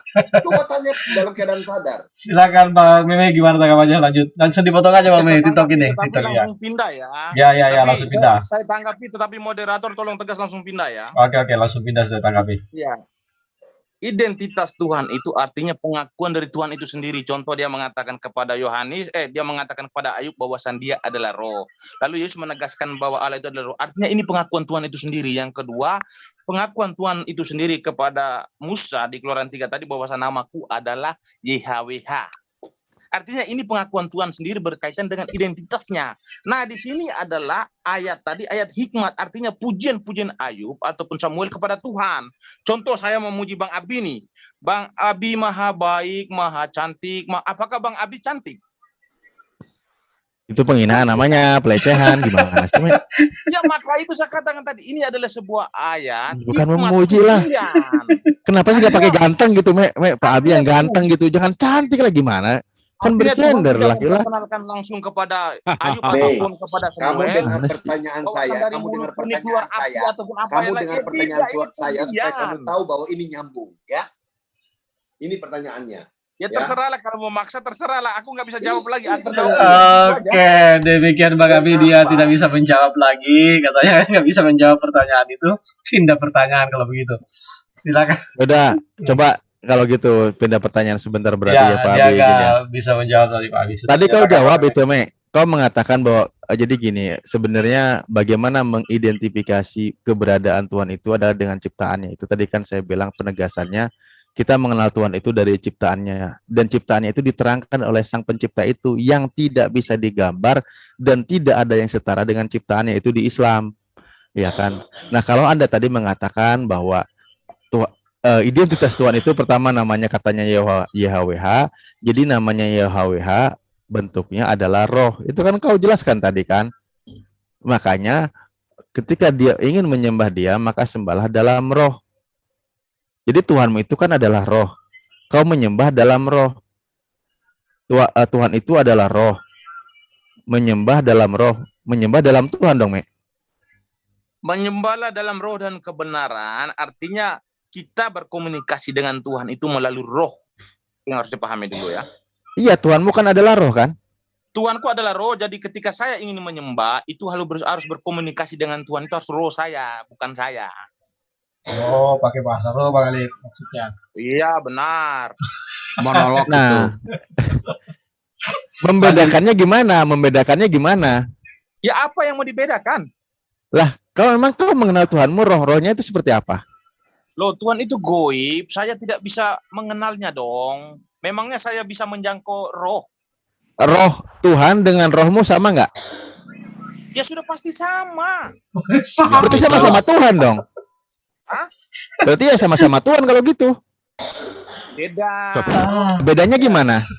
Roh Tuhan saya sebagai pencipta, saya sebagai ciptaan, itu beda dong. Bedanya di situ. Itu klaimnya, membedakannya gimana? Loh, di Ayub 33 tadi udah jelas. Iya, membedakannya gimana? Misal gini, roh Tuhanmu, Roh kata Ayub di situ apa? Roh Allah telah menciptakan aku. Artinya roh kami diciptakan oleh Tuhan. itu menciptakan Ayub. Oh, bukan dong. Nah, kan kata Ayub tadi kau bilang. Nyambungnya dari mana itu? Lucu ini Mana, Bung? Ini lucu-lucuan atau mau dialog ini sebenarnya? Ya, ya. Lagi dialog, minta penegasan di keyakinanmu. Kau klaim tadi Allah itu adalah roh, berarti Tuhanmu roh fix ya. Selesai. Fix. Dan Kan saya sudah mengatakan bahwasan Tuhan saya itu adalah roh. Heeh. Dan Tuhan saya menciptakan roh manusia. Di mana ayatnya? Ya sudah Gimana? saya jelaskan tadi di Ayub tadi, masih lupa ya. Gimana ini? Ngeri. Menciptakan roh manusia. Di kitab Kejadian itu sangat jelas. Tuhan menciptakan manusia, dia meniupkan napas kehidupan itu dalam konteks roh Allah. Nah, cara membedakannya gimana? Membedakan antara saya dengan Tuhan. Iya, saya tidak bisa membedakan. Tuhan saya itu goib. Bagaimana cara? Tadi kau bilang kan beda. Roh Tuhan dengan rohmu beda. Roh Tuhan saya itu pencipta. Saya bukan roh pencipta. Iya, engkau kan menggunakan roh kan menyembah Tuhan. Iya, benar. Lah iya, cara membedakannya gimana? Kalau tidak bisa dibedakan, soalnya ada roh-roh lain. Oh, iblis. Loh, tujuan doa saya ataupun sasaran doa saya kan kepada roh yang bernama YHWH. Lah membedakannya gimana? Kan saya bilang membedakannya gimana? Sasaran doa saya ataupun sasaran iman saya itu tertuju kepada roh yang bernama YHWH, bukan kepada roh yang bernama Lucifer. Bukan. Nah, kalau udah kesasar ke Lucifer gimana? Sabar Bang Dilas, sabar. Siapa aku ikut-ikutan pula ini? Sabar. Nah, makanya kan ada roh yang lain tuh, sama-sama gaibnya kan, Mei. Nah, engkau tidak bisa mengetahui seperti apa roh Tuhan. Roh Dan- Tuhan itu goib. Bentar, Bang. Roh Lucifer gaib nggak? Roh Tuhan itu goib, roh Lucifer adalah goib, roh saya juga goib. Tetapi sasaran doa saya itu menyebut kepada roh yang bernama YHWH, bukan kepada roh yang bernama Lucifer. Beda. Oh, gitu.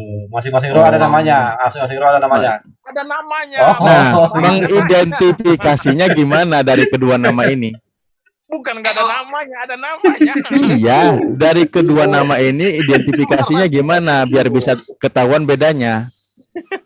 Jangan-jangan dua-duanya tuh Lucifer. Sabar Bang Dilas, sabar. Biarkan narasumber. Silakan, lanjutkan. Karena sekarang pertanyaan saya dulu ya. Ya, oke. Iya, Bang, Iya. Bang Sebentar. David mengatakan, Saya- Bang David bertanya. mau bertanya atau bagaimana? Gak apa, silakan Bang Bibi dulu. Karena Ini Bang David TikToknya bagaimana? gimana sih? karena serius sekali saya perhatikan, ya udahlah gitu. Ini TikToknya gimana? Yang bertanya siapa? Kita ya? Terserah gantian. Kedua belah Oh, nasi iya. juga Gantian dia. dong, gantian. Ija sawaituhu wa nafakhtu fihi Gantian. min ruhi. Bang David mau Aku bertanya baca, kamu gimana, dengar. Bang Kamu dengar. Gantian Bang David, kami bertanya sekarang. Sabar Bang Abi, kita kasih kesempatan dia bertanya lagi ya, silakan. Kasihan nggak pernah bertanya. Bertanya ke saya, Bang David. Ya, silakan Bang Meme Tanya dulu, sudah, puaskan tanya, dulu tanya. Bang. Ya. Tanya Oke, saya. pertanyaan saya itu begini. Arsi itu sebuah tahta, sebuah ruangan, atau dia itu, contohlah saya menganalogikan aja lah, alam bebas lah. Pokoknya melayang begitu aja lah pokoknya. Kira-kira Bukan arsi, ars. iya, Ya, arsi itu sabar. alam bebas, alam bebas seperti orang melayang-layang, ataukah Tuhan itu mempunyai tata ataupun mempunyai ruang? Silakan. Oke, saya atau Pak Abi yang jawab? Bang Terserah, Ali, singkat-singkat Bang Ali, bisa. kalau aku nanti aku marah-marah Enggak. lagi ya. Ya, saya jawab. Nah, makanya ini dalam keyakinanmu, kan tidak sampai hal-hal seperti ini. Itu pertama. Kedua, makanya Tuhanmu aja cuma nyampe surga, kan gitu. Sementara saya tadi udah tegaskan, surga itu adalah ciptaan Allah yang berada di arsinya Allah. Arsi ini adalah makhluk Allah yang paling besar. Bisa dikatakan arsi ini termasuk gaib juga. Tidak nyampe kau ke sana. Orang surga, bagaimana langit ketujuh aja nggak nyampe. Tidak bisa dideteksi oleh manusia, nggak bisa nyampe. Nggak akan nyampe. Bagaimana? Itu makhluk Allah yang paling besar. Dan Allah meliputi arsi itu. Iya. Yang saya tanyakan itu arsi ini sebuah ruangan atau bukan? Kan saya bilang makhluk Allah yang paling besar. Ya, mempunyai ruangan atau tidak? Ya makhluk, kalau makhluk dalam ruang tertentu Saya ya tanya dimensinya mempunyai berbeda. ruangan atau tidak? Contoh seperti bumi mempunyai ruangan. Yang saya tanya itu arsi itu mempunyai ruangan atau tidak? Arsi itu dalam dimensinya yang makhluk yang paling besar. Kalau makhluk dalam ruang dan waktu itu tidak masalah. Bagaimana saya bisa menjelaskan orang tidak terjangkau? Jadi Tuhan itu bertata di atas arsi, bertata atau tidak? Di situ penjelasannya Allah meliputi seluruh makhluknya. Allah meliputi arsi. Artinya Kekuasaannya. Allah lebih besar daripada arsi. Ya, Artinya Allah Subhanahu wa taala itu lebih besar daripada arsi Iya. dan bumi. Iya, ataupun iya. surga. Iya. iya, besar bukan berarti artian fisik. Karena Allah menguasai, kuasanya Allah meliputi arsinya. Arsi yang paling besar bagi Allah itu terkuasai. Seperti kuman yang ada di dalam ketiakmu juga dikuasai dalam pandangan Allah. Tidak ada bedanya kuasanya Allah gitu loh, Me. Karena Allah itu besar maha di sini- kuasa. Berarti besar di sini bukan dalam konteks fisik, tetapi dalam konteks kemahakuasaannya. Ya tidak bisa digambarkan fisik karena bukan fisik. Iya, berarti dalam konteks kemahakuasaannya. Iya. Dia maha kuasanya, maha melihatnya, maha mendengarnya. Oke. Makanya ini ya, Me, ketika ada mohon maaf misalnya gini, ada semut lagi ngobrol, Allah ku mendengar. Ya, Walaupun saya dia tahu kecil. itu, Pak Alif. Yang saya Iya. tanyakan ini, oke lah, Tuhanmu itu dalam konteks fisik tidak besar, tetapi dalam konteks Karena bukan kemahakuasaan fisik. maha besar. Karena bukan Nah, fisik. Pertanyaan saya ini, bertahtanya di mana? Ada tidak tempat tahtanya? Ataukah dia melayang-melayang aja? Ataukah terbang-terbang gitu aja? Atau bagaimana? Pertama, kan tadi sudah ditegaskan ayatnya. Kalau melayang-layang itu, misal kayak layangan, itu kan berada di satu ruang dan waktu. Maka Tuhanku tidak berada di ruang dan waktu. Ya, jadi Karena di mana Tuhan- coba kalau tidak berada? Ya memang tidak akan terjangkau. Kan tadi sudah saya katakan, la tudrikul absor wa huwa absor. Allah itu tidak akan terjangkau oleh pandangan mata. Nene, aku kasih contoh saja buat kamu. Kamu lihat juga Wahyu 19:4. Kamu lihat di situ. Di situ kan bilangnya dia duduk di atas tahta. Oke?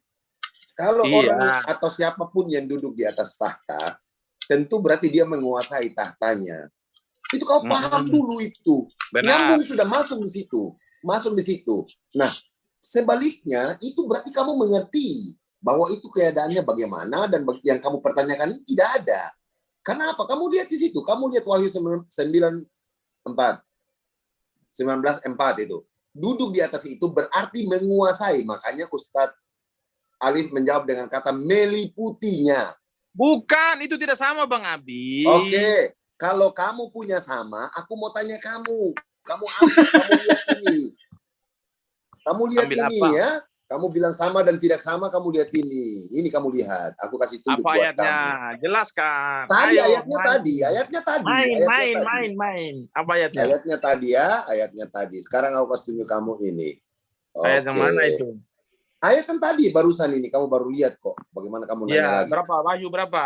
19 ayat 4, poin 4. Ayat 19 nomor 4 ya. Enggak. Tunggu, saya belum pindahkan ternyata. Tunggu. Sebentar. 1 menit. Ya. 1 menit saja. 1 menit. Oke. Contoh buat kamu jawab langsung. Aku tidak tanggung jawab, kamu bisa jawab apa enggak. Nanti kayak tadi lagi. Oke. Saya share nih. Kamu jawab ya. Kamu jawab. Karena saya menganggap bahwa sudah Ustadz Alif menjelaskan sudah masuk di kepala. Nggak mungkin nggak. Belum masuk di kepala. Udah kamu jawab aja nanti kamu tahu. Belum. Kalau kamu udah bisa jawab kamu tahu. Karena Bang Abi potong tadi, makanya saya melayani aja. Saya pintar kalau urusan itu. Nih, kamu lihat. Kamu jawab buat saya. Saya mau tahu. Kamu bicara duduk di atas itu dalam keadaan roh. Coba ya kamu jawab. Karena saya coba ke kamu ini dan kamu nggak bisa bilang apa-apa. Lihat tuh, lihat. Kamu punya yang mana? Yang mana? Roh yang bersemayam bisa difoto, bisa dilihat, bisa ditunjukin, bisa dijelaskan. Katanya kan ada yang lihat itu. Yohanes bilang dia lihat toh, dia lihat roh duduk, bisa. Kalau manusia duduk bisa. Sekarang kalau roh yang duduk bagaimana? Jawab saya. Yohanes melihat roh, ayatnya di mana itu? Ada bunyi nggak di situ yang duduk? Yesus duduk di sampingnya. Loh, di samping itu bisa dimaknai sebagai dengar. Yesus kan duduk di sampingnya. Duduk di sampingnya itu bisa diartikan dalam konteks kemahakuasaan, Pak. Yesus ketika dia berada di bumi. Bentar, Bang Abi. Oke, tapi Yesus di Wahyu ketika dia bentar, Bang Abi. Dengar. Satu. Gantiin. Tapi di Wahyu 19:4 mengatakan bahwa dan menyembah Allah yang duduk di atas tahta itu. Nah, kalau Allahnya roh saja, terus ini yang lihat siapa? Yang lihat mereka duduk samping-sampingan siapa? Lucifer. Sabar. Ini? Jangan ini kita biarkan. Kalau manusia yang duduk itu seperti Ini gambar siapa di sih yang samping. nambah tadi mengatakan Lucifer? Udahlah, kamu dialog sama saya aja lah kalau gitu, ayo. Manusia duduk di sampingnya bisa ada fotonya. Bisa Enggak, ada siapa fotonya. tadi? Tapi kalau roh Siapa yang tadi duduk namanya bagaimana? itu? Tolong jangan diselayah kepada saudara muslim, tolong jangan diselayah. Saya gabungkan dua ayat ini supaya kamu paham. Supaya kamu paham bahwa duduk di samping Enggak, itu Bang Abi dengar mungkin dulu. dia ilmunya bagus, mungkin bagus juga itu Bang Abi, biar kami dua aja di sini. Enggak, Jangan untuk saya tanggapi 19:4, Wahyu 19:4 itu menyatakan bahwa dan menyembah Allah yang duduk di atas tahta itu. Lalu kemudian di ayat lain bilang bahwa Yesus duduk di samping kanannya. Berarti ada yang lihat di samping itu. Nah, di samping ini siapa? Kamu mau lihat roh atau bagaimana? Kamu juga roh. Kamu di dunia Kalau jadi berkaitan manusia. kalau berkaitan dengan penglihatan, Stefanus juga bisa melihat ke atas. Stefanus bisa diberi kuasa untuk melihat ke atas. Itu atas izin Tuhan, artinya dia diberi kuasa untuk bisa melihat. Sah-sah saja kalau Tuhan yang memberi kuasa. Kalau berkaitan dengan di sebelah kanan, Yesus ketika dia masih berada di bumi saja, dia sudah mengatakan, mulai hari ini anak manusia telah duduk di sebelah kanan. Padahal Yesus masih di bumi. Artinya ini adalah ayat metafora. Yang dimaksud telah duduk di sebelah kanan ini adalah lambang kemahakuasaannya. Itu harus dipahami dulu. Nah, sekarang saya langsung lari ke Arsi dulu ini. Ini ke Arsi belum puas saya ini. Iya, silakan. Ya, ke Arsi ini yang saya tanyakan dari tadi itu kira-kira itu Tuhan enggak gini, jawab simpel aja lah. Kira-kira Allah Subhanahu wa taala itu di atas Arsi itu mempunyai tata dan mempunyai ruang atau tidak? Kalau memang tidak ada, katakan tidak ada aja, jangan mutar-mutar. Tidak ada. Oh, tidak ada ya? Yang muter-muter siapa sih? Dari tadi udah jawab tegas, Meh. Enggak, framing dikit kan boleh. Ini kan live.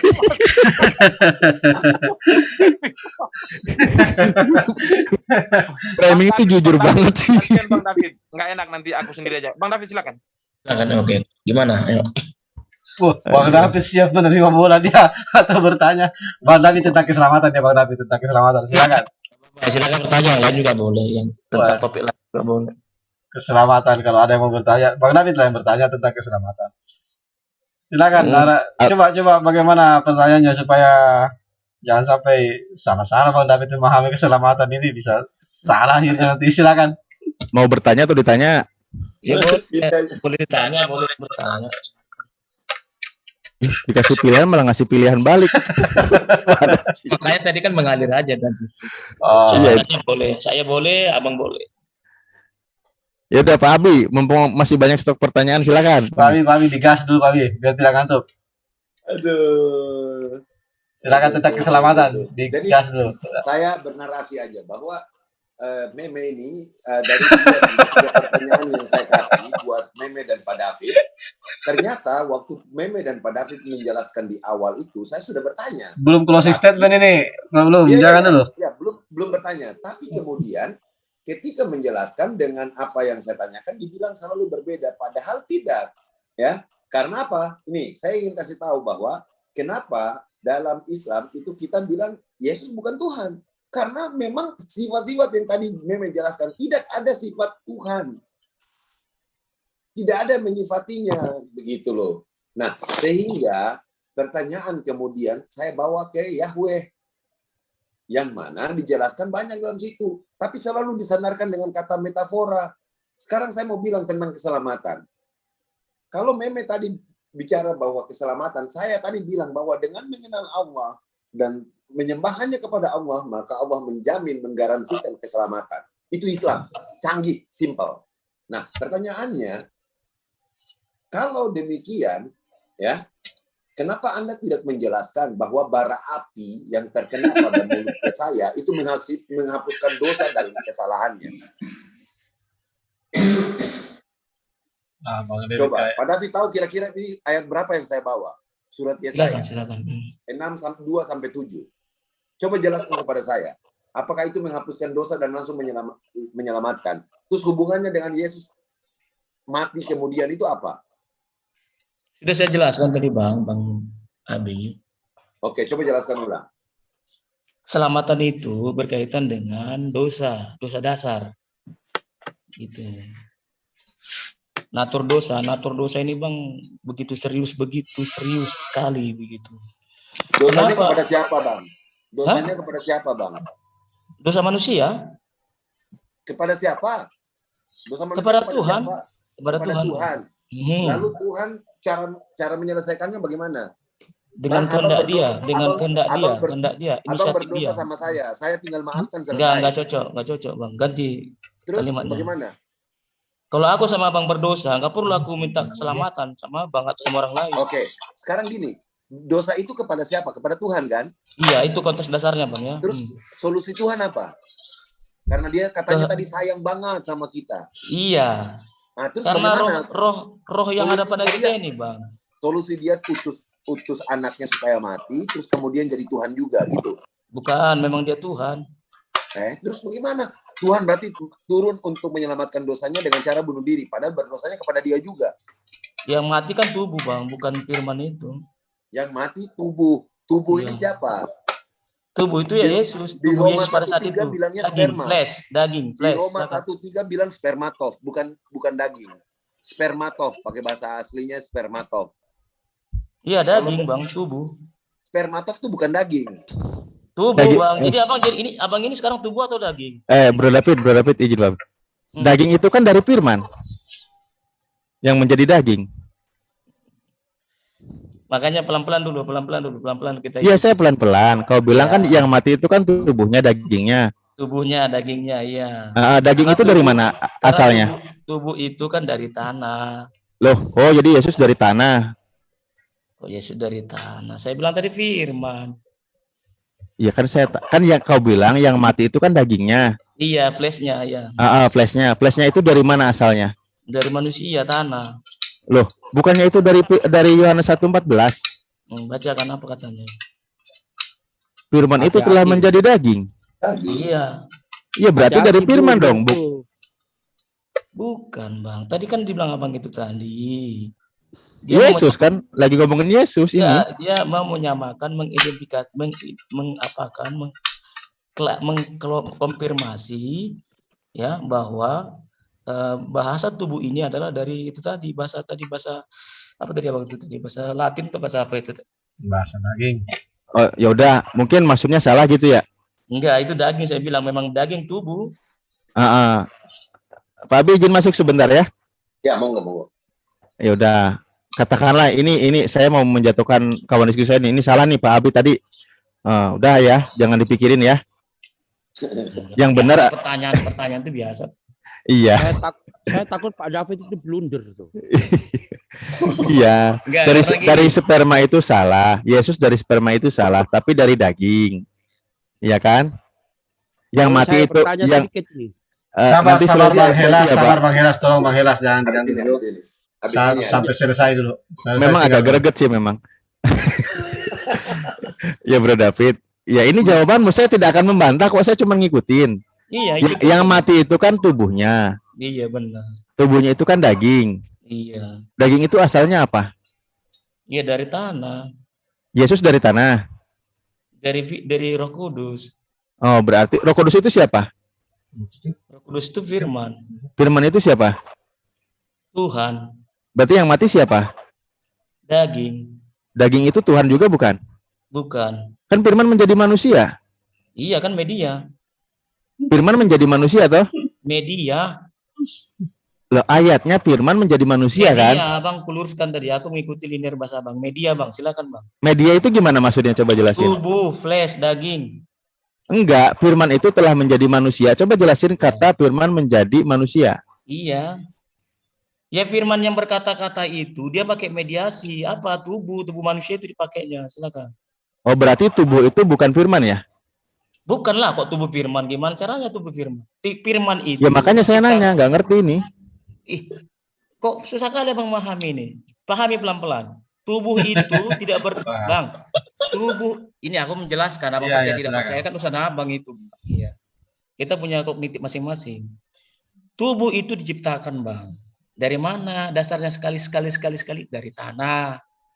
Kan begitu. Oh, itu di penjelasan kitab kami benar. Tubuh manusia. Iya. Debu ke debu, tanah ke tanah, kan dari debu ke debu, dari tanah kembali ke tanah. Begitu. Manusia ini, Bang, dihembuskan napas hidup oleh Tuhan sehingga manusia ini menjadi makhluk yang hidup. Siapa namanya pada saat di Taman Eden disebut dia Adam. Adama. Apa itu Adama? Dari Adam. Apa itu dari Adam? Tanah. Terus kok bisa hidup? Ya napas hidup dari Tuhan sehingga dia menjadi Kalau Yesus makhluk yang hidup. Sedangkan Yesus, Bang, itu roh. Firman. Pada mulanya adalah firman. Firman itu, Bang. Lalu firman itu menjadi manusia. Itu dijadikan oleh dia dan tanpa dia tidak satu pun boleh jadi. Kenapa? Memang karena dia sumber. Oke, selesai sudah 30 menit sesi TikTok ya. Firman menjadi manusia. Oke, selamat datang. Sebentar Pak Khalif. Saya cuma mau closing di saya. Tetap aja lanjutin ini karena di sini sudah saya ngantuk. Untuk sekalian saya undur diri selaku moderator.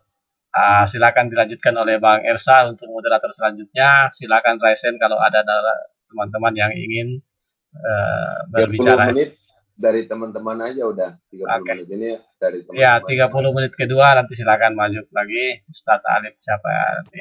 Silakan Bang Ersa mungkin yang meneruskan. Saya izin undur diri dulu ya.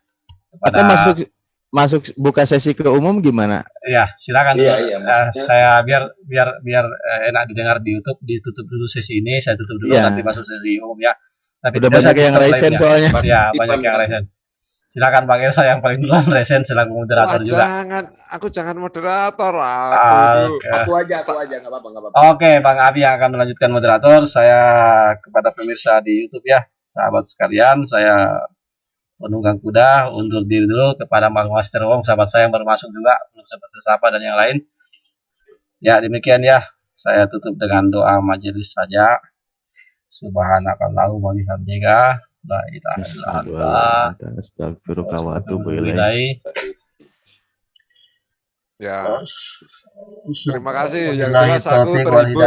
Wassalamualaikum warahmatullahi warahmatullahi wabarakatuh. Oke, saya sekarang izin live dari Zoom ya. Silakan dilanjutkan. Ya. Terima kasih ya. Aku juga mau izin. Senyumku masih terasa.